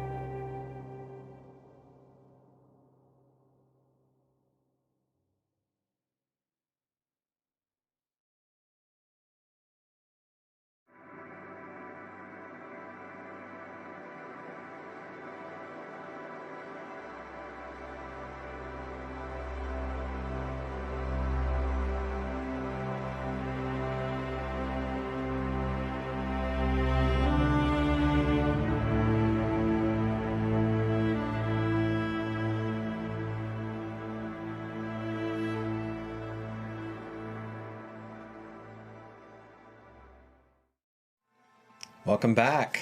Thank you for rejoining us. So Melissa's trivia question, we already had somebody snag it. Congratulations, Grim Reaper. Yay! You actually got to do the trivia question with us, because a lot of times you have to leave. So she had asked what the term for chosen in this ancient Uralit culture was, and it is, of course, ASCII Teotl, which I had put up in chat, and then is also, I believe, Tobias, in the on the Wikipedia. Yes. Yeah. The article is up there. Yeah. So Check out the wiki. check out the wiki. It's good. It's growing. It can be slow going, but it's happening. Okay. So Randy, I know you're watching this right now. I'm starting to move the needle, but woo, boy, I've been here just filling these guys up, trying to not knock that off. So I'm determined. I rolled 118 tonight, and I think like the rest have all been single digits. So yeah. Wanted to this is apropos, in the chaos of the beginning of the stream, I did not get to thank Constructed Chaos. Oh yeah. See how that happened? And so Constructed Chaos is essentially our sister stream at this point. I just got back from a remarkable 2.5 week trip over to see their GM and his brilliant, amazing wife. They put me up there. They put up with me and they put me up, so it's a pretty good thing. I got to be on their stream 3 times, played a character for them. Kishtari might even put that art up there. John, you're like absolutely killing it. Our art director's absolutely killing it with this stuff. And yeah, no, it was a great experience. I learned a ton. Still have to debrief with all of my fellow dark porters, but as you can see, it's been the fellowship's had some difficulties and challenges reassembling. But no, it's a great energy around their table. Super fun chat, interactive, the whole thing. Our freaking producer Justin tried to kill us in the second episode by activating the chaos event. So when you accrue enough points in their chat, it's a pretty cool system, and then you can actually like have these crazy things happen. And so yeah. Thanks, Justin. Fortunately, no player characters were harmed in the making of the chaos. Well, they were harmed, but they weren't killed in the making event. So thanks so much, y'all, for putting us up. And they stream day after us, same bat time, same bat channel. So 7 o'clock. Go check them out. Wednesdays. Awesome. Here we are. I have to get Candle of Tales. Yes. And everything that happened, I guess, during intermission was canon. Yeah, of course. Because we never blew the Candle of Tales out. All right. Candle of Tales.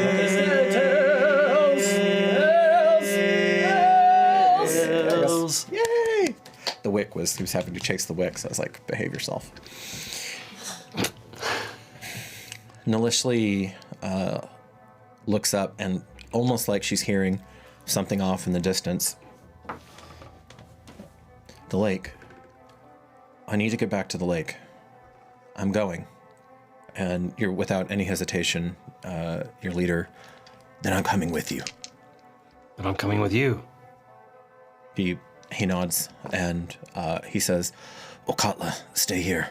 Do what you need to do with the artifacts. Yes? Aye. And Azel says, we're largely finished here. Largely needs to be complete, especially if our most powerful members are off at Amoy, in case I don't want to be blindsided. If anything happens, Wally will send something to inform you. And always writing that weird line between Sword Brothers and Lordship. Azel, your older cleric, gives him a hearty bow. Nice making your acquaintance, daughter of the Dread Mother. I hope I get to speak with you more.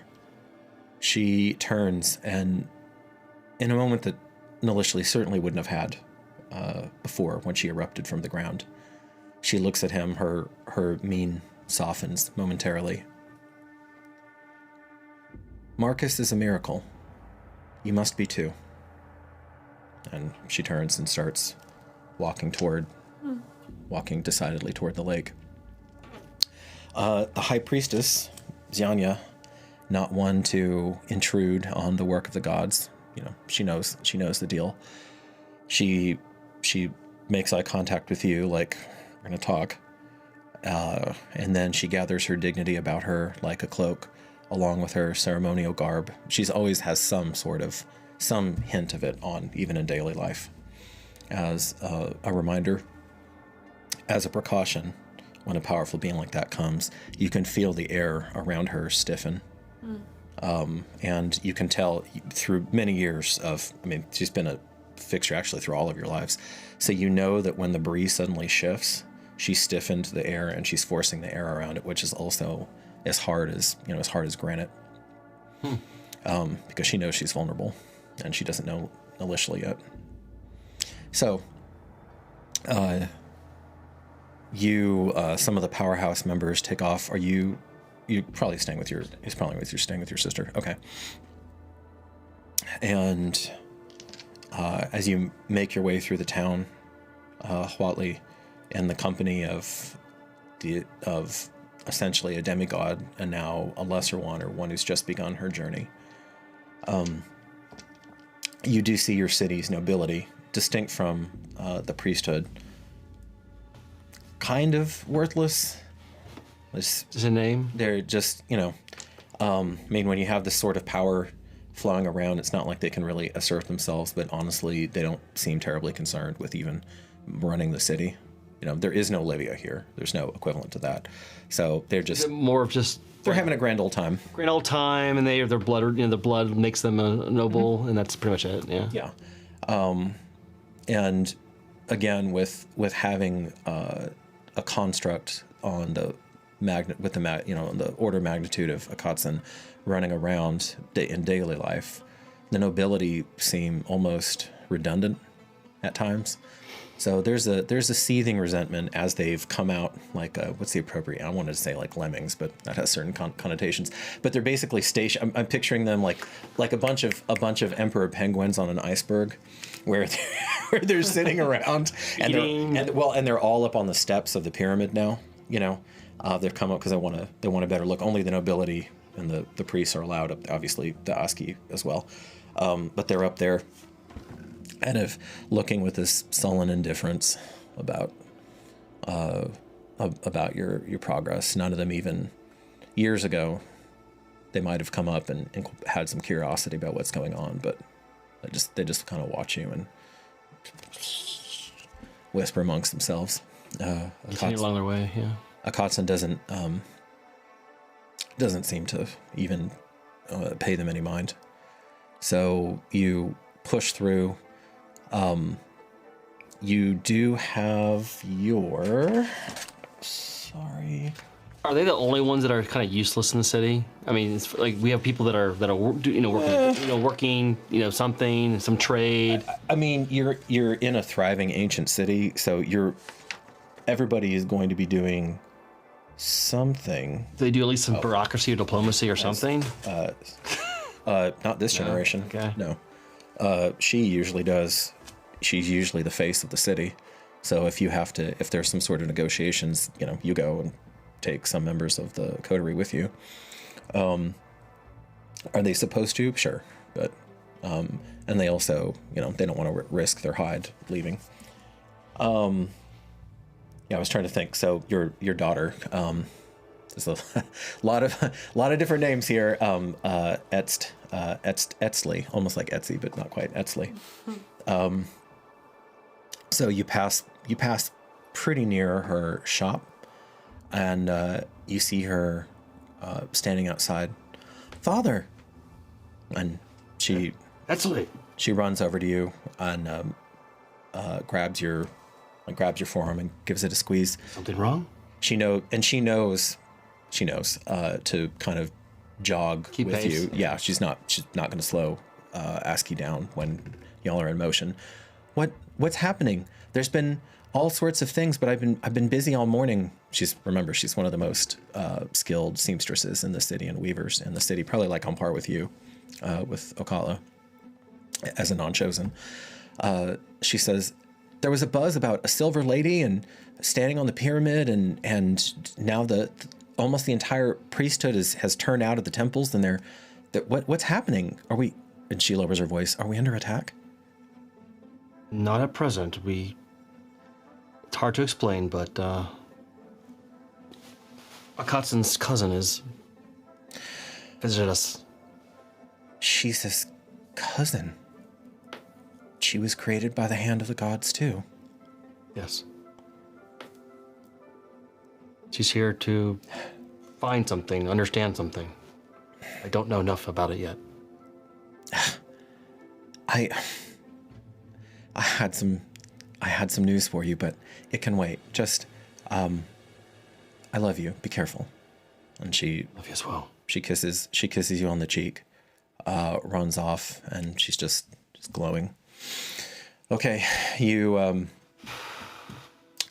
get out to the lake, and there is definitely a stillness here. Because remember, kids running around, lovers walking, the odd merchant who's broken from the traditional marketplace, which is a lot more rigid and locked in than Germentum. But sometimes they get out here and they want to try to, push some profits. They should be hawking their wares. It should be a more lively, yeah. There's nothing going on out here. Like a strand almost, yeah. Boardwalk.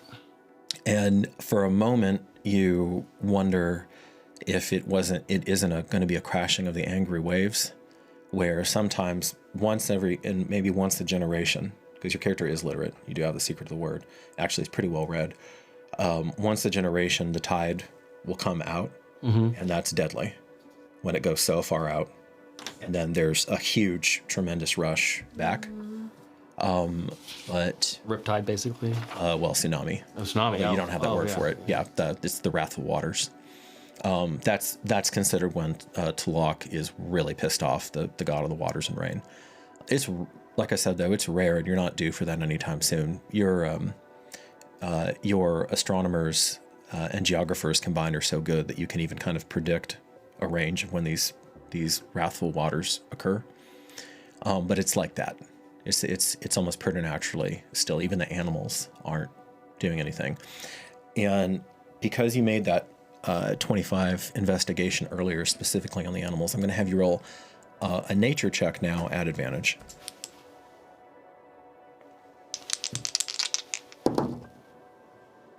19 plus 4, 23. Oh, wow. Okay. Something's really wrong. You have,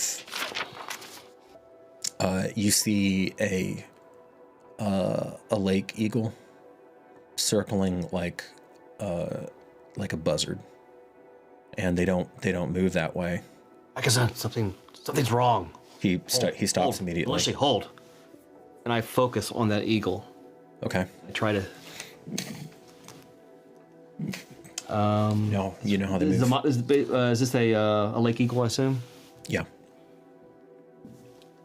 Lake eagle. Your name. Please come. What is going on here? It shrugs off your intent, and you know in your bones if you're going to have to assert fully one of your gifts here. If you're going to commune with it.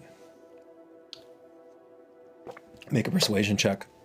Akatsun will wait. This is where I wish I had a PC playing, because it's gonna have to be this check to see, because Nalishli's pretty damn determined. He will wait. He knows better than to just blow past you. Nope. Not a good check. Okay. So she hesitates for just half a step when her newly discovered cousin, because in her mind she's still not sure. I've been making rolls over here, like I said, I've been rolling like Dogmass, so it's just basically failing every roll. So she's still not sure, and then she just heeds whatever call is taking her there, whatever inner urgings are going. Something's wrong. I don't know what. The eagles won't talk to me. My lord, brother. Ominous. Cousin. It's quiet. Hold. That time, she pauses. She doesn't get, but she's still a watcher. Can I Delve. I'm gonna go delve deep into. Yeah. I will try to. And you feel, not going to run through all of his abilities, but you feel him touch one of touch one of the markings, it lights up briefly, just a little bit. Almost could be a trick of the sun across his unearthly chest. But you feel a certain protection, a sanctuary around you. It'd be very difficult for an enemy to attack you. I try to exert a gift or spell, whatever spell slot, sure. to have the eagle come. What are you using? Well, I don't know if I can. That's a good question. I'm not sure if I have anything to do that with. So let's see. You might. This character's pretty deep into that.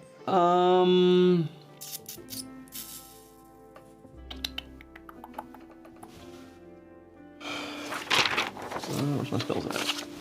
So I only took the minimal. You only learns 4 spells. So Okay. I don't have anything directly that talks to animals currently. Okay. Other than that capability, which is more of a that is a spell, by the way.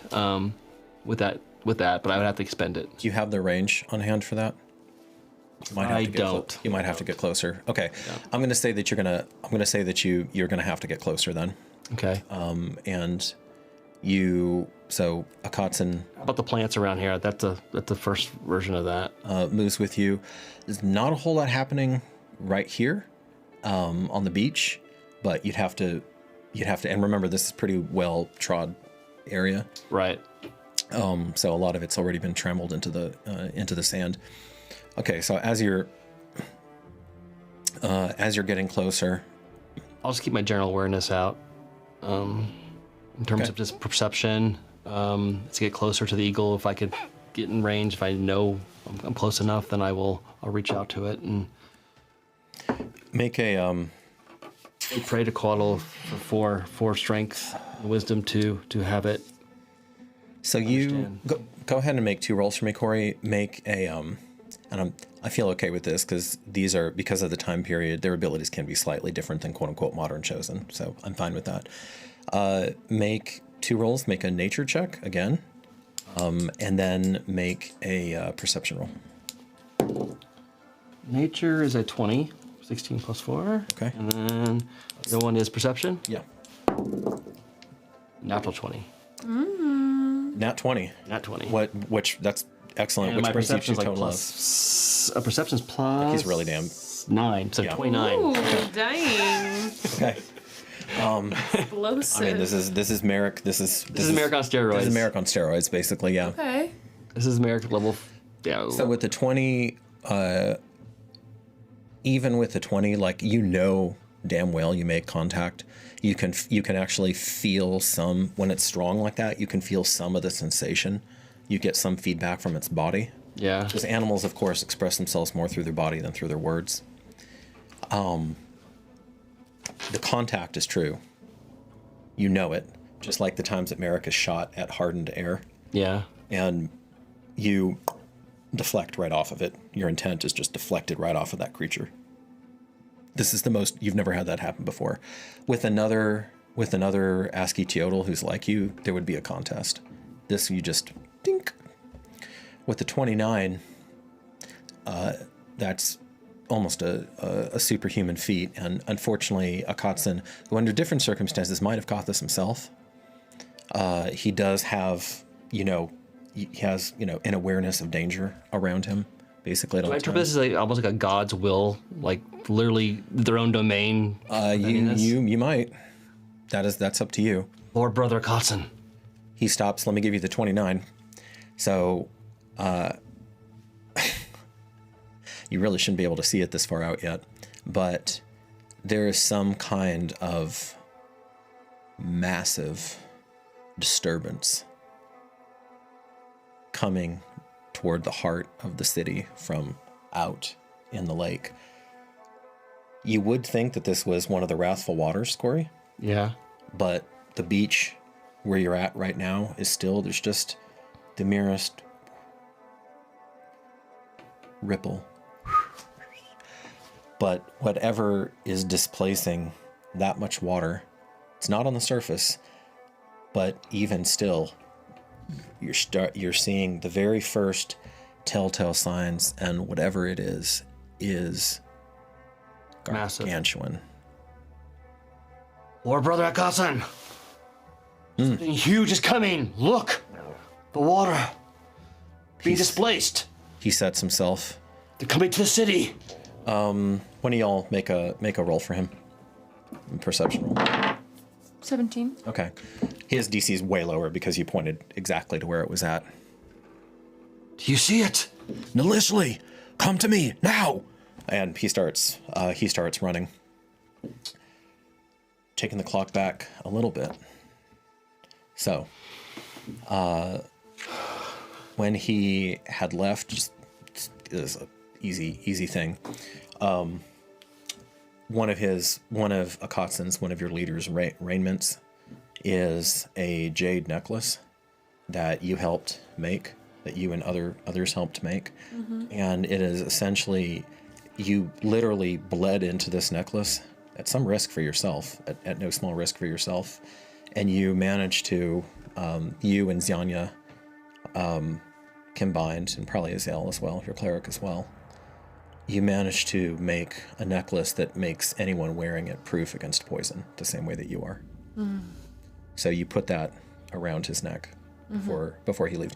And without getting into the minutiae, you were using that basically to help as its own. It's not quite an artifact, but it is a sacred item. So you were using that to help you basically attune the artifacts as they were pointed to the southwest. Okay. Is there anything, as that is going on, is there anything, because you're now the senior person there, is there anything that you want to tell the 20 guards to do, or any of the other people around there? Because you can requisition the priests that are hanging around. I mean, they're kind of looking to you somewhat for leadership, even though you're not technically in the hierarchy. Right. Do we sense commotion up ahead or anything? You're a little too far, because the city is so much bigger than Germentum. You're a little too big, you're a little too far away to see it directly, but your gut at this point is telling you that anything that's strong enough to pull her off, I mean, it has to be a pretty big deal. Under normal circumstances, you probably would have gone with him. Yeah. As well. But you know that your task here is more burning. Sure. Let's all keep an eye on the water, and if something are to happen, that is our priority. The captain looks over to you. Do we need to go with the Sun Lord? And she just sits with it and for a moment. You can feel the artifacts now, and I'll just tell you, within 3 rounds, you could have them up. As long as you don't get taken off guard, you could have them up and focused and slamming away. So as long as you are on guard, this section is probably, I don't want to say safe. I'm not going to promise that as a GM, but it's empowered now. This Death Star is fully operational. So 10 of you go. I sense something going in the water. they bow and they run. Okay. Sapilli, is there anything that you want to do? You're starting to have a terrible headache creeping up on you. I know that the priestess had caught my eye. Yes. And I would have sought her out, but now that my head is starting to throb, I'm just going to kind of take a knee. I'll give you a minute or two with her, because you I know I don't want to cheat you out of that, just out of event. So I'm going to say, you would run up to her. Zyanya knows she's not going to be able to keep pace with Akatsun when he's on the march, so she's not even going to try. She knows where she needs to be for greatest effect. It's also not here. This is the Chosen's project, basically. She's helped you, but this is essentially your project. So you come up to her. What do you need, young seer? Reassurance. What if I'm wrong? Your sight is stronger even than mine. I do not believe you to be in error. You have had your sister's guidance as well. Combined, you are almost infallible. You are in pain. Something is coming. That much I know. My best place is to be at the central pyramid so that I can most easily focus the arcane energies there. Also, my frail body would never survive a true conflict out in the open. But there I can support. May I help you make your way there? The time draws near. You may. Should you remain here?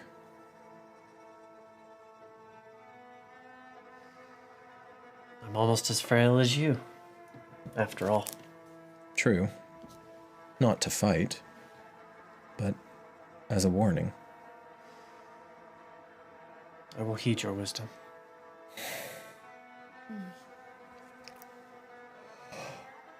There's a ripple, a twist, a light. In a different era, this would be called mana bending. A little bit of wind.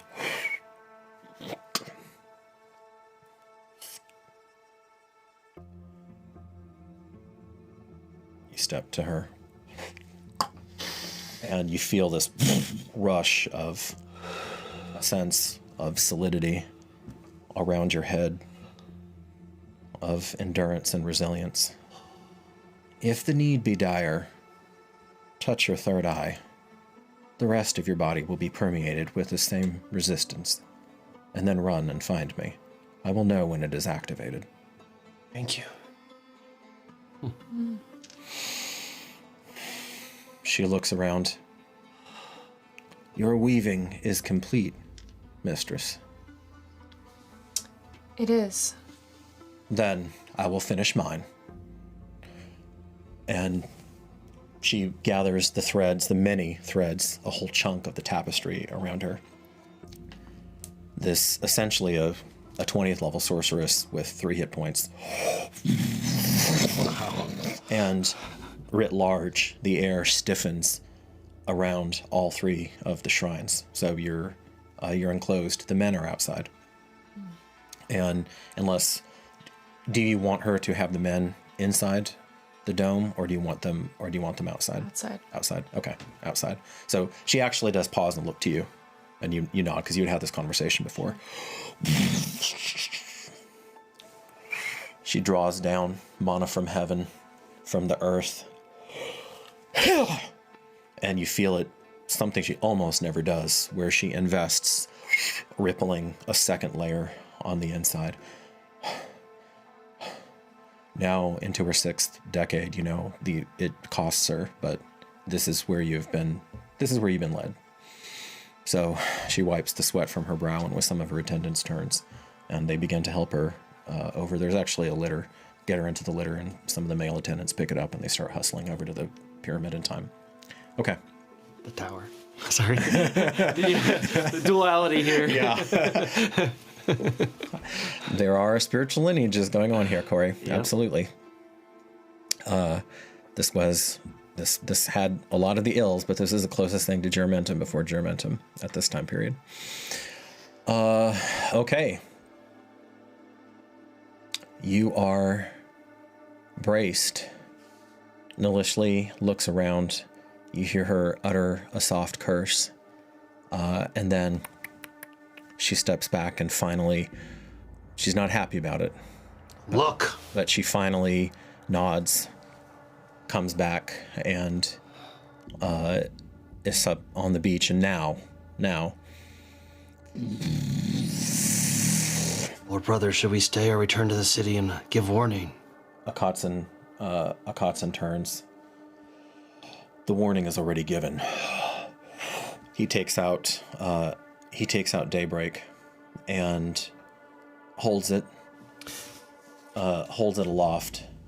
I pull out my weapons as well. Okay. In preparation. Sorry, he had turned to the city. Yeah, you ready yourself.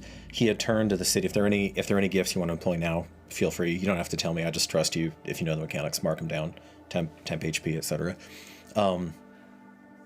And Azel was still with you. You hear him murmuring an almost intimate prayer to Coatl. You feel the Lord of the Dawn Star's presence, as you have so many times in your career, but directly you feel his grace and his favor permeate the area. Can I gauge this? Assure your It's like intimate, like within like a minute, 10 rounds, whatever. It's close. Yeah, we're talking lengthy rounds as opposed to half an hour or something like that. So Akatsun had turned around back to the city, and employing this unique weapon in one of its many ways. Faraway friends haven't heard this yet. You haven't heard it. Of course, your character would know this. Every time he strikes with it, it's like a thunderclap. It's almost enough to it is enough to burst eardrums if you're close. And so there's no going soft with this weapon. But he turns it the other direction and screams, "Back! Your ASCII Teotl will protect you and do battle, as is our place." And they run. They know the drill. This is not the first time, although usually his voice literally echoing like thunder as it's carried again and again and again. And then he turns back, strikes it on the ground, gives himself just a small little cut. Almost impossible, except for him, to cut himself. And you see that forming into some sort of additional barrier. Again, I won't go into the minutiae of it. Your character would know this place, basically prepping.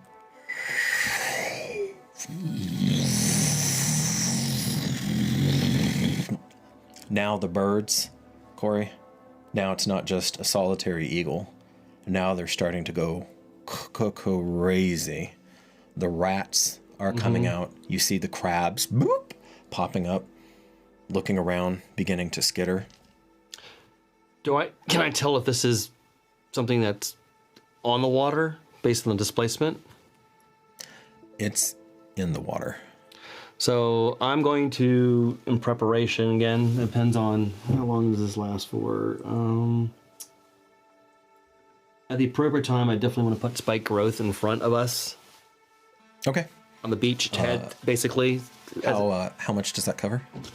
It's 20. It's a 20-foot radius. Radius? Okay. I know these are new. Sphere. Yep, 20-foot sphere. We do really low magic here in Darkeport, so this is a weird. Kind of there, and okay. You invoke the gift. The gods answer you. Something even deeper than what men call them. Basically, a glimpse of Gaia that your character's always understood is underneath everything, but you don't have. This culture doesn't have words for it. And as I see it approach within the appropriate time, I'll definitely call the gift of Coatl Strike. Okay. You feel your hands heat. The heat flows into your weapon, and you're ready. Yep. Taken fully prepped like this. I mean, you know that the two of you, presumably initially, can handle their own. You have wrecked devastation before, so we'll see what pops up. You have your items. You're giving them a last good check, I assume. Yes. Okay. The men ring around this.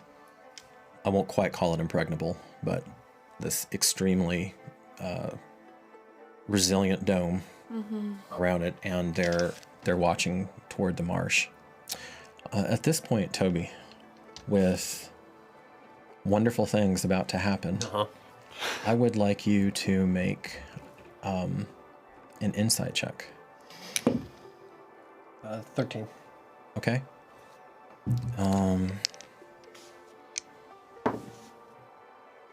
Total. 13 total? Okay.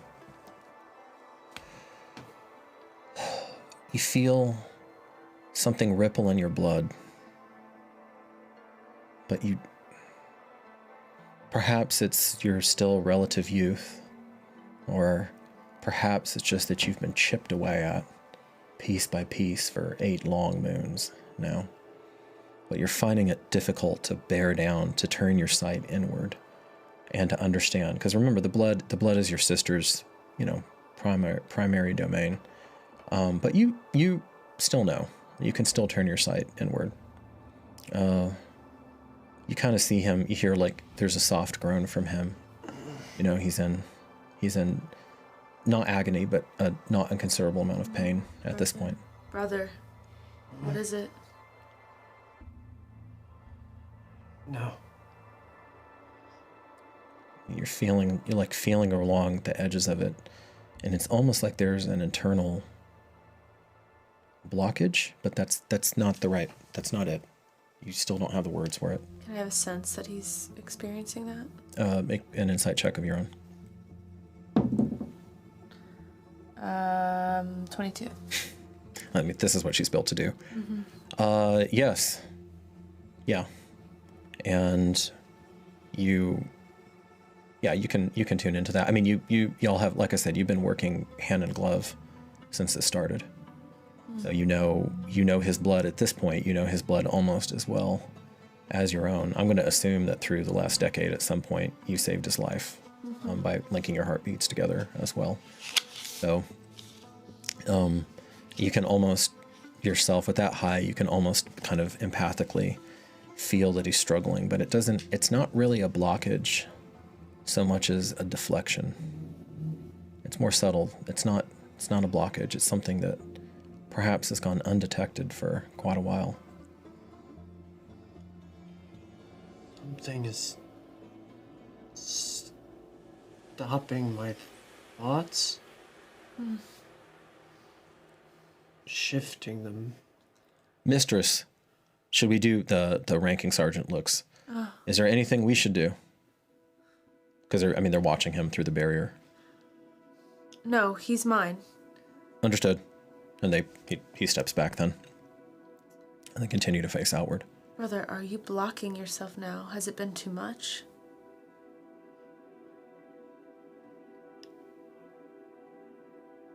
What is happening to me? Make 2 rolls, Tobias. Make a con check, and then make another insight. Con is 12. Okay, you're hurting. Insight is 26. Ooh, okay. Okay. The throbbing, the pain, you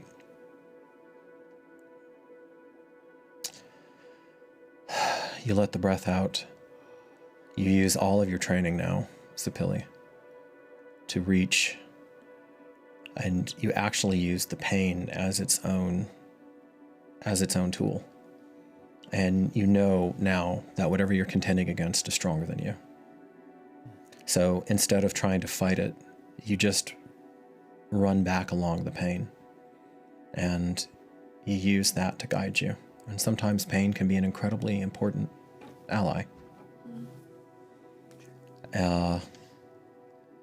And you're feeling into yourself.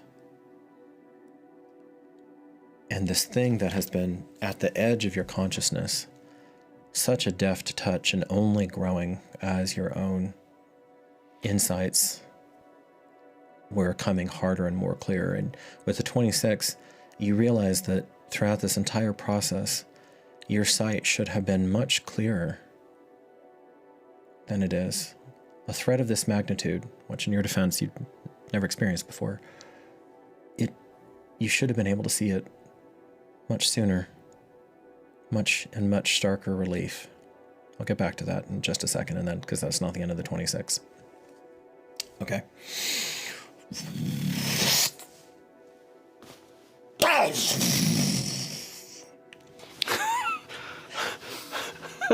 Nearly blotting out the sun with the seagulls and the eagles, and now the crabs, the rats, the paija, displacing an unimaginable amount of water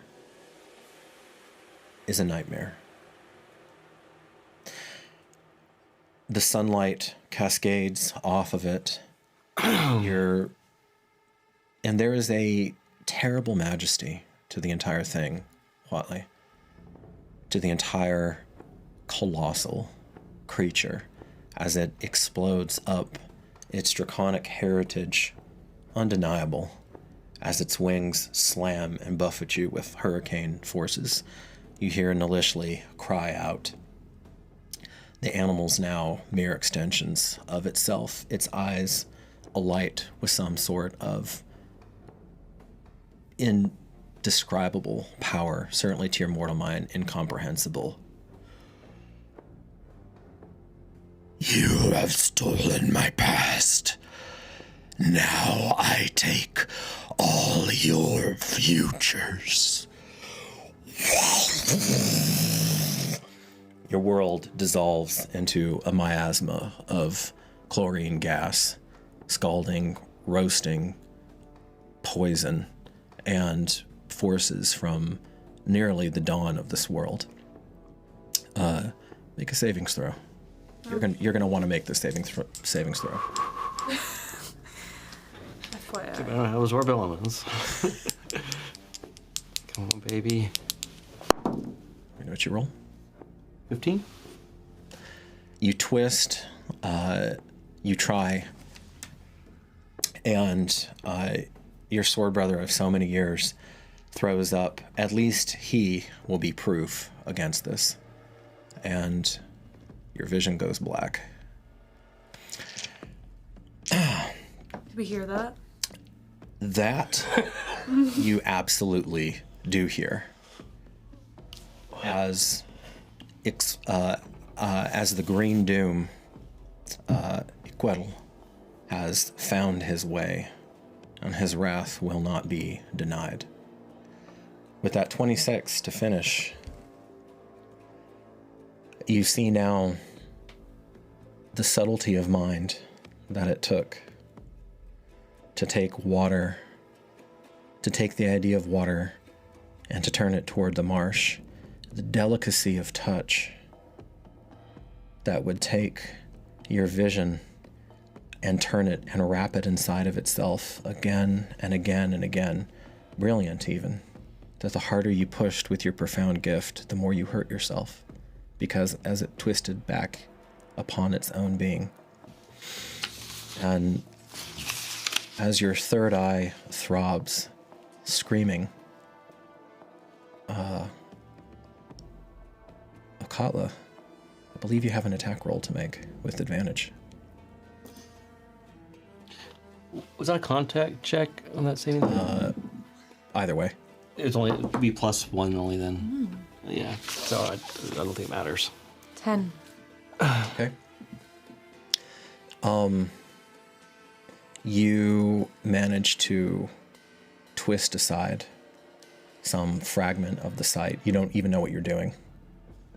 As the blade slips by you, and the two of you just stare at each other in that moment. I mean, there's a full second of staring at each other. What do you do? What have I done?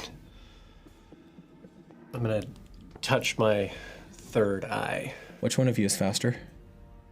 Actually, you are. Strike again, not with advantage this time. 7. Total? Yeah. Oh, 9. Sorry. No, remember, hun, she's actually gonna have a +6 to hit. 10. The other one was 11 then. Okay. Yeah. Yeah, not quite. All right. You feel Zanya's formidable will cascading through you as you gasp.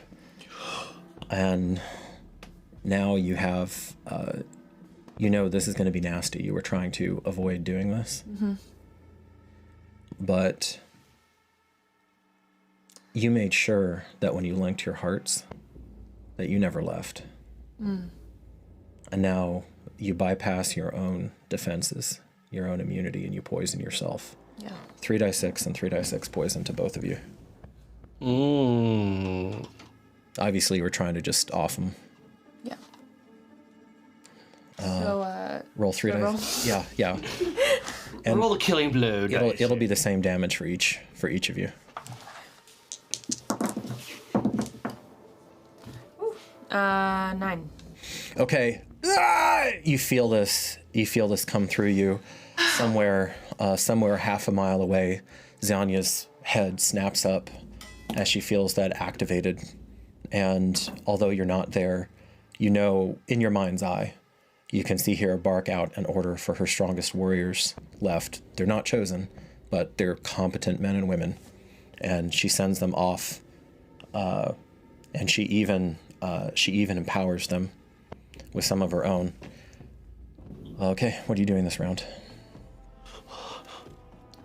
What are you doing? What's happening? She says nothing. Katla, why are Okay, you doing this to me? you hurt yourself again. Go ahead and roll. So vampiric.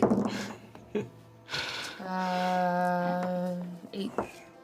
So that's a total of 17 points. Mark that down in case we pick this up. All right. He collapses. You see his innards turning outwards. Can't stab him, right?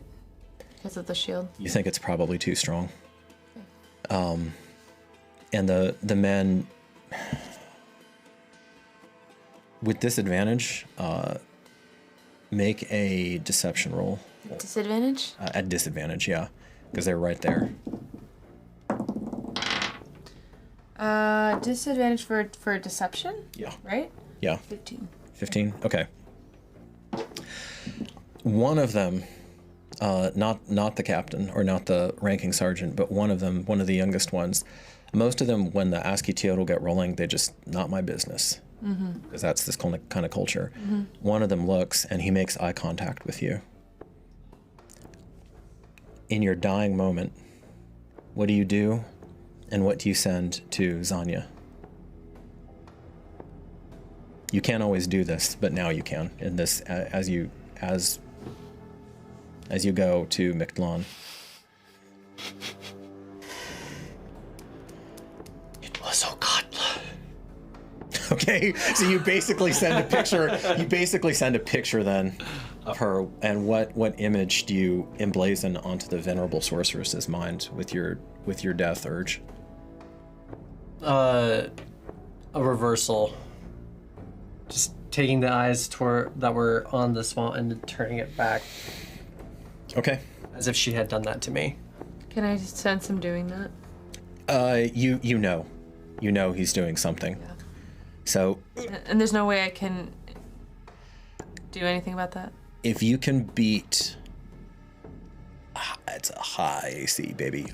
Make an attack roll and see. You have nothing better to do. This will be with advantage because he's down. Okay, well. It's still high. Boo. Yeah, 18. Okay, luck's got to run out sometime. So you come down, and you know that would pierce the strongest armor that your culture has. I mean, you come down, you're no mean combatant, but you don't know what the weak point on this would be. So you aim, and there's a spark. As his body is preserved, unfortunately, of course, the poison was already in the victim. The one boy is screaming, Mictlan! Mictlan is in her veins! Basically hell. Yeah. Hell is in her veins! We have to get them. What are you talking about? Okatla! Excuse me. What do you know about what's going on? She just killed the seer! Okay, make either a persuasion or a deception check. Crit. I mean, persuasion would be 28. Okay, so you scream. I was gonna give you disadvantage. I'm actually gonna give him advantage because your eyes were imploring him. You gave him the aid. Okay, poor boy. He screams the equivalent of, Sergeant, no, you don't understand. Mictlan is in her veins. The poor lad's gone mad. Stress has finally gotten to him. That's right. And they start wrestling with him. beating on the dome. Oh my god. It's no good. It's no good, Corey. Yes, practice seizure here. So he's dying, huh? He did. You're dead. You're gone. I mean, I presume. Make your one and only death savings check. Come on, baby, you can do it. Resist. 13? Okay. You are beyond incapacitated. Your veins are flooded with this blood. Now, with this foul ichor, really, you can risk doing it again, but you're killing yourself too. Do you want to finish him off? You know he won't survive another pull, another injection of this, but you're going to take the same damage as well. Is there a way for me to take less damage, or is there a way for me to give him half the dose of poison I normally would? Ooh, God, that is nasty, Tatiana. Is it? Just being smart. No, that is smart. Brother. Make an arcana roll and see if you can control your energy that well. 1. Okay. I guess I feel a little conflicted because the attack rolls aren't doing well. Yeah. No, so you actually you gasp, you release whatever hold you had on him. Now you actually truly do, you have to. It's hurting too much and it's killing you from the inside. You're spitting out. There's blood. There's blood coming out. It's darker than it should be. Okay, what does your poor daughter Etzli do? She's in her shop, and she sees Iquetal, the Green Doom, has arrived at the City of Beauty to wreak a gruesome retribution for a theft that he has laid at the doorstep of someone here. Good question. It's a really good question. No, because I want to know how has he trained her? What's that relationship? What's going on? And she's a delicate thing, right? Beautiful thing. I probably would have gave her more of a hero's journey to survive. Okay. And so there might have been a place outside of the main area where her and maybe a couple other people would meet up to ensure the continuation of our existence if such thing was needed. Okay. Because they would base arcana fodder just sitting there potentially. So yeah, kind of like, the women and children. I mean, Okay. sort of thing. So I would have trained her to go to a point where It sounds like haven. It sounds like she also has some training in survival too. I mean, just basic like jungle survival for survival. Okay. Maybe some nature plant stuff so she understands how to live. As God of Damarung erupts on the beach, and you have a demigod and the most powerful ancient worm in this area of the world, perhaps anywhere, clash, you make a survival check for your daughter. And I'm gonna give her a total of a +3 to that, Corey. 16? Good. I really just didn't want her to get smashed. So, okay. She runs. There's been a whole love triangle going on with her and one of the handsome nobility. And She's excited to tell me about. And that's actually not what she was going to tell you about. Her choice was well and truly made last moon.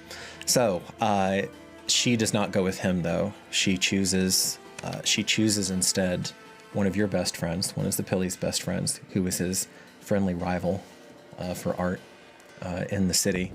And hand in hand, she begins to enact the plan that you gave her. My daughter. I'm so proud. Evil witch. Okatla. As you finally feel the enormity of your brother's life force leaving his body, and you have begun a journey for which there is no turning back. You reach into your garb. Where would she keep the most sensitive material? How would she hide that on her person?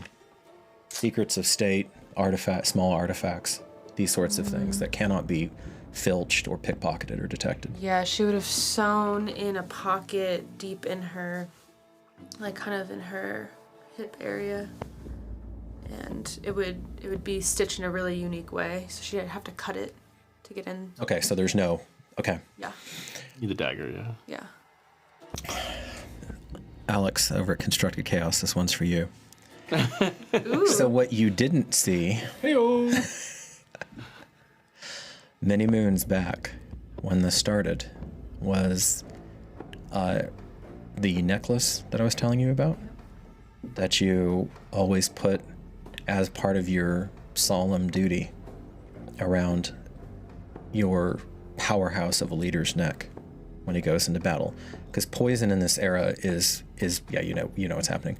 Poison in this era is very common, like even more common than in this culture. It's very typical to bump your rivals off. Other civilizations use it, etc. You took it, and with your amazing craftsmanship skills, you made a nearly identical replacement. And the false necklace, beautiful but utterly useless in combat, is what you actually put around his neck. And so now, the combat that will determine the fate of the City of Beauty begins with him getting blasted point blank, trying to defend his friend futilely, and eating all of that damage.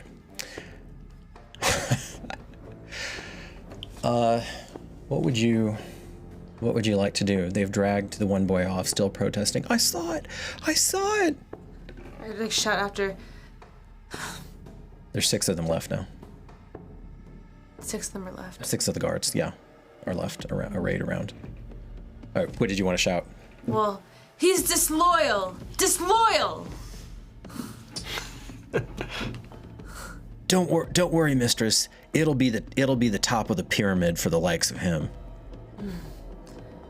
It's just a big grunt. So my brother. Your poor departed brother. He's gone. He's gone. You have a sneaking suspicion, though, that he got whatever message, whatever intimation off in time, and that your time here. Is his shield down at all? Now that he's passed?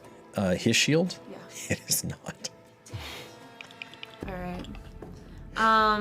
Can I touch him? Can I move him in any way, or? You move, and much like Publia will centuries later, you have more strength than your frame should have. Yeah. And he's not particularly heavy. He's long but lanky. So yeah, you can move him. Okay. What would you like to do with the corpse? With the still warm corpse? But by the way, Tatiana, you have 3 empowered, active artifacts literally at your fingertips right now. Oh, you're so right. That your character probably at this point knows better than anybody else in the effing city. Yeah, that's so true. What was I thinking? I'm really feeling called. You can leave him there. Yeah. Yeah, you could. You could. I'm feeling called to the Talon. Okay, you go over, and you know that this seals your fate now. But what's a little blasphemy between friends? And you and really, is it really blasphemy? Because you're avenging yourself. Tezcatli would understand. I speak to her. Yes. Dread Mother. Help me bring him back to where he once came. And I take the Talon. Ooh. Okay, because it's in mooring right now, basically. Uh-huh. And it was the, will you say that was the left or the right one? Because I know Coatl held the, or left. Talak held the middle. So, yeah, that's what I was picturing. Okay, so you kind of, bodies at the center. Yeah. You came around. Yeah. You have to kind of quickly, and you feel this cold chill. Take a die 4 of cold damage. So go ahead and roll 1 die 4. 1 die 4. Yeah. Roll high. Hey, 2. 2. Okay. So our girl's pretty beaten up. That's that. Yeah. Yeah, she's feel? a little beaten up, but like. You'd be long dead if you were a normal woman, but there you are. She knows. Okay, she knows. Okay, Flesh wound. you tear it out, and because in this era it has not yet been forged into the fearsome winter's harvest, you kind of have to. It's this awkward thing that you have to maneuver, but you finally get it where you're choked up on this small little piece of obsidian here that's unnaturally cold to the touch. You take it over there. This thing is hungry. I let it feed. You take it and down. Okay, where are you aiming for? The neck. Okay, Xianya's magic is her will is so potent that most of the time this weapon would just bypass whatever. But with advantage, go ahead and roll to hit. Roll crappy. You're basically attacking Crit. an object. Okay. Crit. So. I want those dice back, by the way. I gave you. So joking. Okatla, okay, important. Note this down because, like I said, we're making history here. Okatla will always interpret this as Tezcatli's ascent for the rest of her life. However, that is, if she gets chopped down when this barrier drops, or if she makes it all the way through, she will always interpret this because you feel that cold, and instead of continuing to assault your hands the way that it had, you feel it like a tide switching, Tatiana. You feel it driving through, and when there's sparks, and then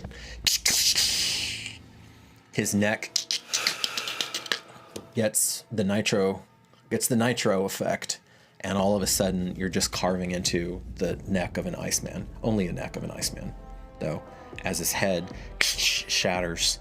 Rolls off of, or not, the neck shatters, the head rolls off of the body, and now you feel the magic dissipate.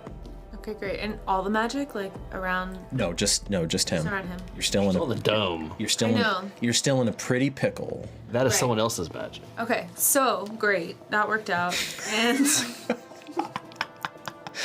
But you learn something important. Yeah. Tezcatli's talon can tear through will. It's pretty cool. Now, if you remember, this is a callback all the way to episode 4, when Oekappa deflected Nalishli's ray of desiccation. So your character has discovered that now. It can actually interact with magic, almost like a physical thing. Exciting. Okay, so you still have. Can I use it again to break the shield around the? You can absolutely start. Okay, so well, no, around you. The dome. Like to get out. Yes. Okay. All right. Do you want to avail yourself of anything else, or is your first priority breaking these things? I want to break the dome, so it looks like someone came in, broke the dome, killed my brother. The guards are watching you. Guards! Okay. They see they're like they scream to you, "Mistress, we must be under attack. Where is the creature coming from?" And they're seeing like because it's like about a mile away. They are seeing like dust. They're hearing hell breaking loose over there, but they're very disciplined, and they're Go to the marshes. This might be a distraction. Go fast.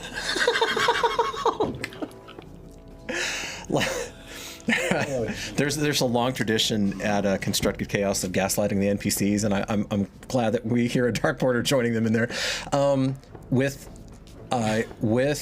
disadvantage, because do you believe me or your lying eyes?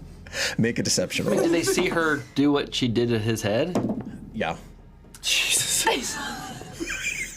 Wait, deception? Deception. Yeah, 22. Come on. With disadvantage? Yes. Okay. A chill. They didn't really see it all. A chill. Well, no. They do. I mean, they know something horrible is happening in the tomb,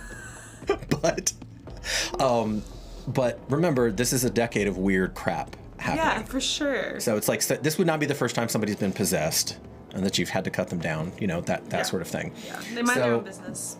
Okay, one of the sergeant who is left in charge is not the sharpest tool in the shed. He's not the sharpest talent in the shed. So he complies. It's always the younger ones, man. You just haven't had decades of indoctrination yet, you know. He kind of pauses, looks at the body, and so 5 of them have left. Oi! Step it up! He looks at you, and he's afraid. And then he runs. He runs around to catch up with them. Can I throw a dart at him? You throw the dart. It hits the interior of the dome. Oh, I didn't break the dome yet. Yeah, I mean, you were making progress on it, but unfortunately, that horrid woman's magic is thick and strong and persistent. Yeah. So, well, I clock it. I know who he is. You know who he is. And You won't get away from me, little one. you see, you feel and see the Temple Elite. About a dozen of them coming, ready for business. Towards us? Yeah, toward the dome. Can I break the dome yet?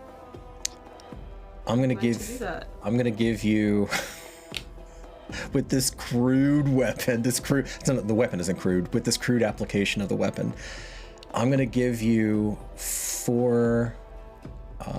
Roll 4d6 total of damage. I'm going to say as you're frantically hacking, and this is taking into account that a lot of those blows don't count because the AC is high. You're trying to poison the dome, Tatiana. It's not working. Okay, so that was 10. 10, yeah. 16. You're about 2/3 of the way through the dome, but you're... Fuck. Mission was accomplished, right? The mission was accomplished, but I want to make it look better than it does. Which way? So if north is back toward the city, which way are you? And that's like where his body is in the action happened. Which cardinal direction are you hitting? South. Okay. Or even southwest. Yeah. Sure. Southwest Yeah. toward the marsh. Okay. Where the marshes, yeah. The danger. course. The danger. The danger. How long until they get to where I am? Close. Well, if I don't get it soon, I'm just gonna get out of there. Okay.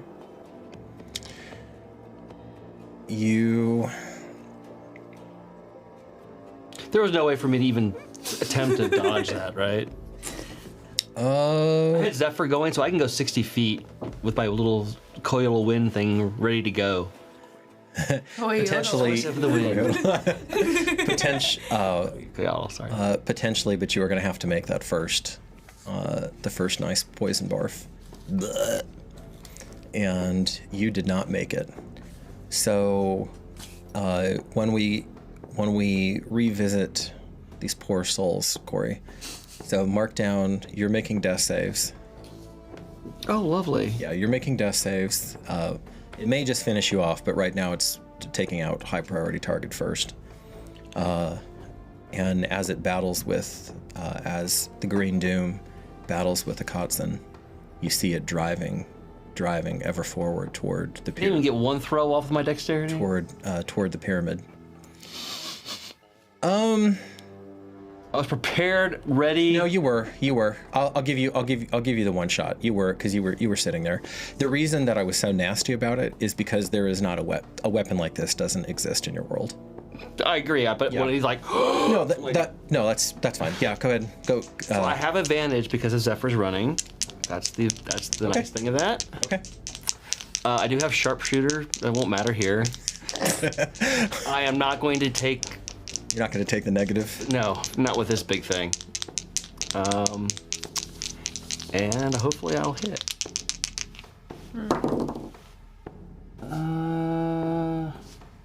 Let's see. With that character, you might actually hit it, even with what it's doing right now. I have a different strategy.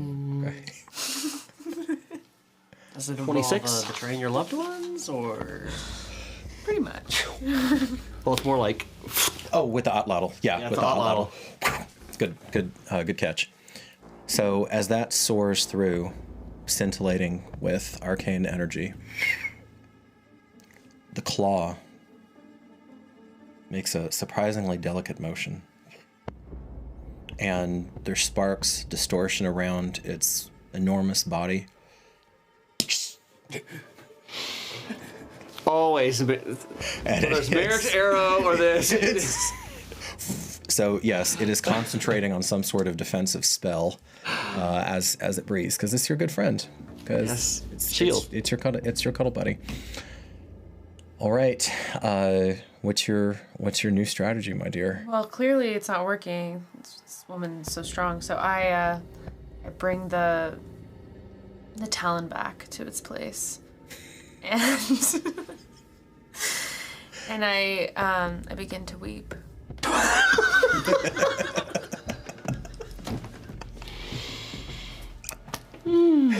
Okay. Ooh.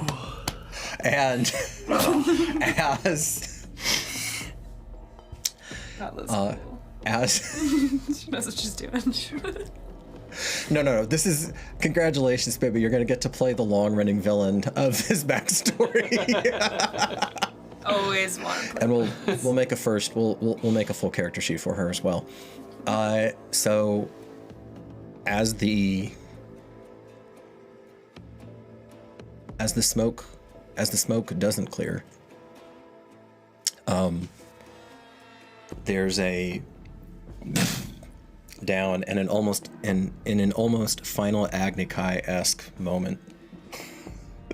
The poisonous just killing stream kind of grounds out and dissipates around one of the figures, and she's trying to find her grandfather. That's Izel's granddaughter, who's strong with the elements. Probably Asketiotl as well, but still early days. She's scouting around.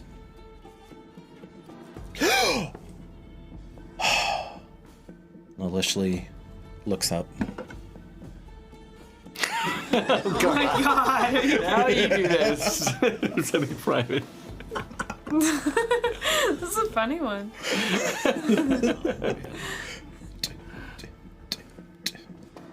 And what was Wesa doing? You were in the hut. You were in Figulus Naeus' hut. Mm-hmm. Okay, but this is all through the night. So, maliciously looks up. Wesa's soft footsteps, a tired Wesa. As in the pre-dawn gloom, you're hearing the Shireborn, Old Power Kithki. They're kind of making their way through. You see Merrick, and Merrick would probably normally spot you, but he seems just completely caught up in this traveling. So as they're making their way to the Storm's Mare, but there's still a little bit of time. You can feel the dawn, and you know you've made all the preparations you can. You would come out. You were walking back to the ship, and you find your sword sister there. She seems unusually introspective right now. Nilly, what have you gotten up to? She looks at you and just shakes her head. Frustrating. It's all frustrating. She stands up and brushes herself off. Nods to you, and that is where we will pause our tale. Amazing. The last thing I'll say is that may not be all on that piece. That may not be all of the rather extensive vision that Nalishli was given into the origins of Winter's Harvest. And because it is a vision, and she is a defined construct, Ellie, if you're out there, and when we talk about this later, you get to see a lot of what you were not present for. Because she's drawing from bits and pieces of different, maybe not everything, but she's like drawing from bits and pieces of lineages, like Wace's line, and other potentials who have have come into the city. Well, faraway friends, Wasn't that fun? we have come to that. We have forward to. We have- ways of killing all of us off. Yes. There are things that were set in motion some 400 winters back, which will have some profound implications for our heroes. We know that the Uralit are now on the horizon. We know that Seneschal Rutilius is making his way over there. And for the ones who are like my lore goblins who really pay attention to this stuff, if the tenor of the Uralit feels different, you are seeing why. Because in the era that we just went through, Coatl was ascended, the Lord of the Dawn Star, and in the current era, that is not the case. And we're gonna see how all that unfolds. Hopefully not too often, because we do want the main campaign to go on. But that is the continuity. Don't worry, Toby. You won't be playing a decapitated corpse, a betrayed decapitated corpse. I could probably pull it off. Yeah, you know. We can have Bernie's. There you go. And we'll see if poor Huatl makes it through. Maybe I should take an absorb elements. Probably, but all right. Thank you for being with us. Thank you for taking this rather unusual, even for Darkeport, journey. But hopefully it was interesting and got your own imaginations going. So until next time, you have given us the greatest gift that there is, which is your time. We thank you very much for that. And as you go about your journey out there, stay safe and stay curious. Bye, guys. Bye.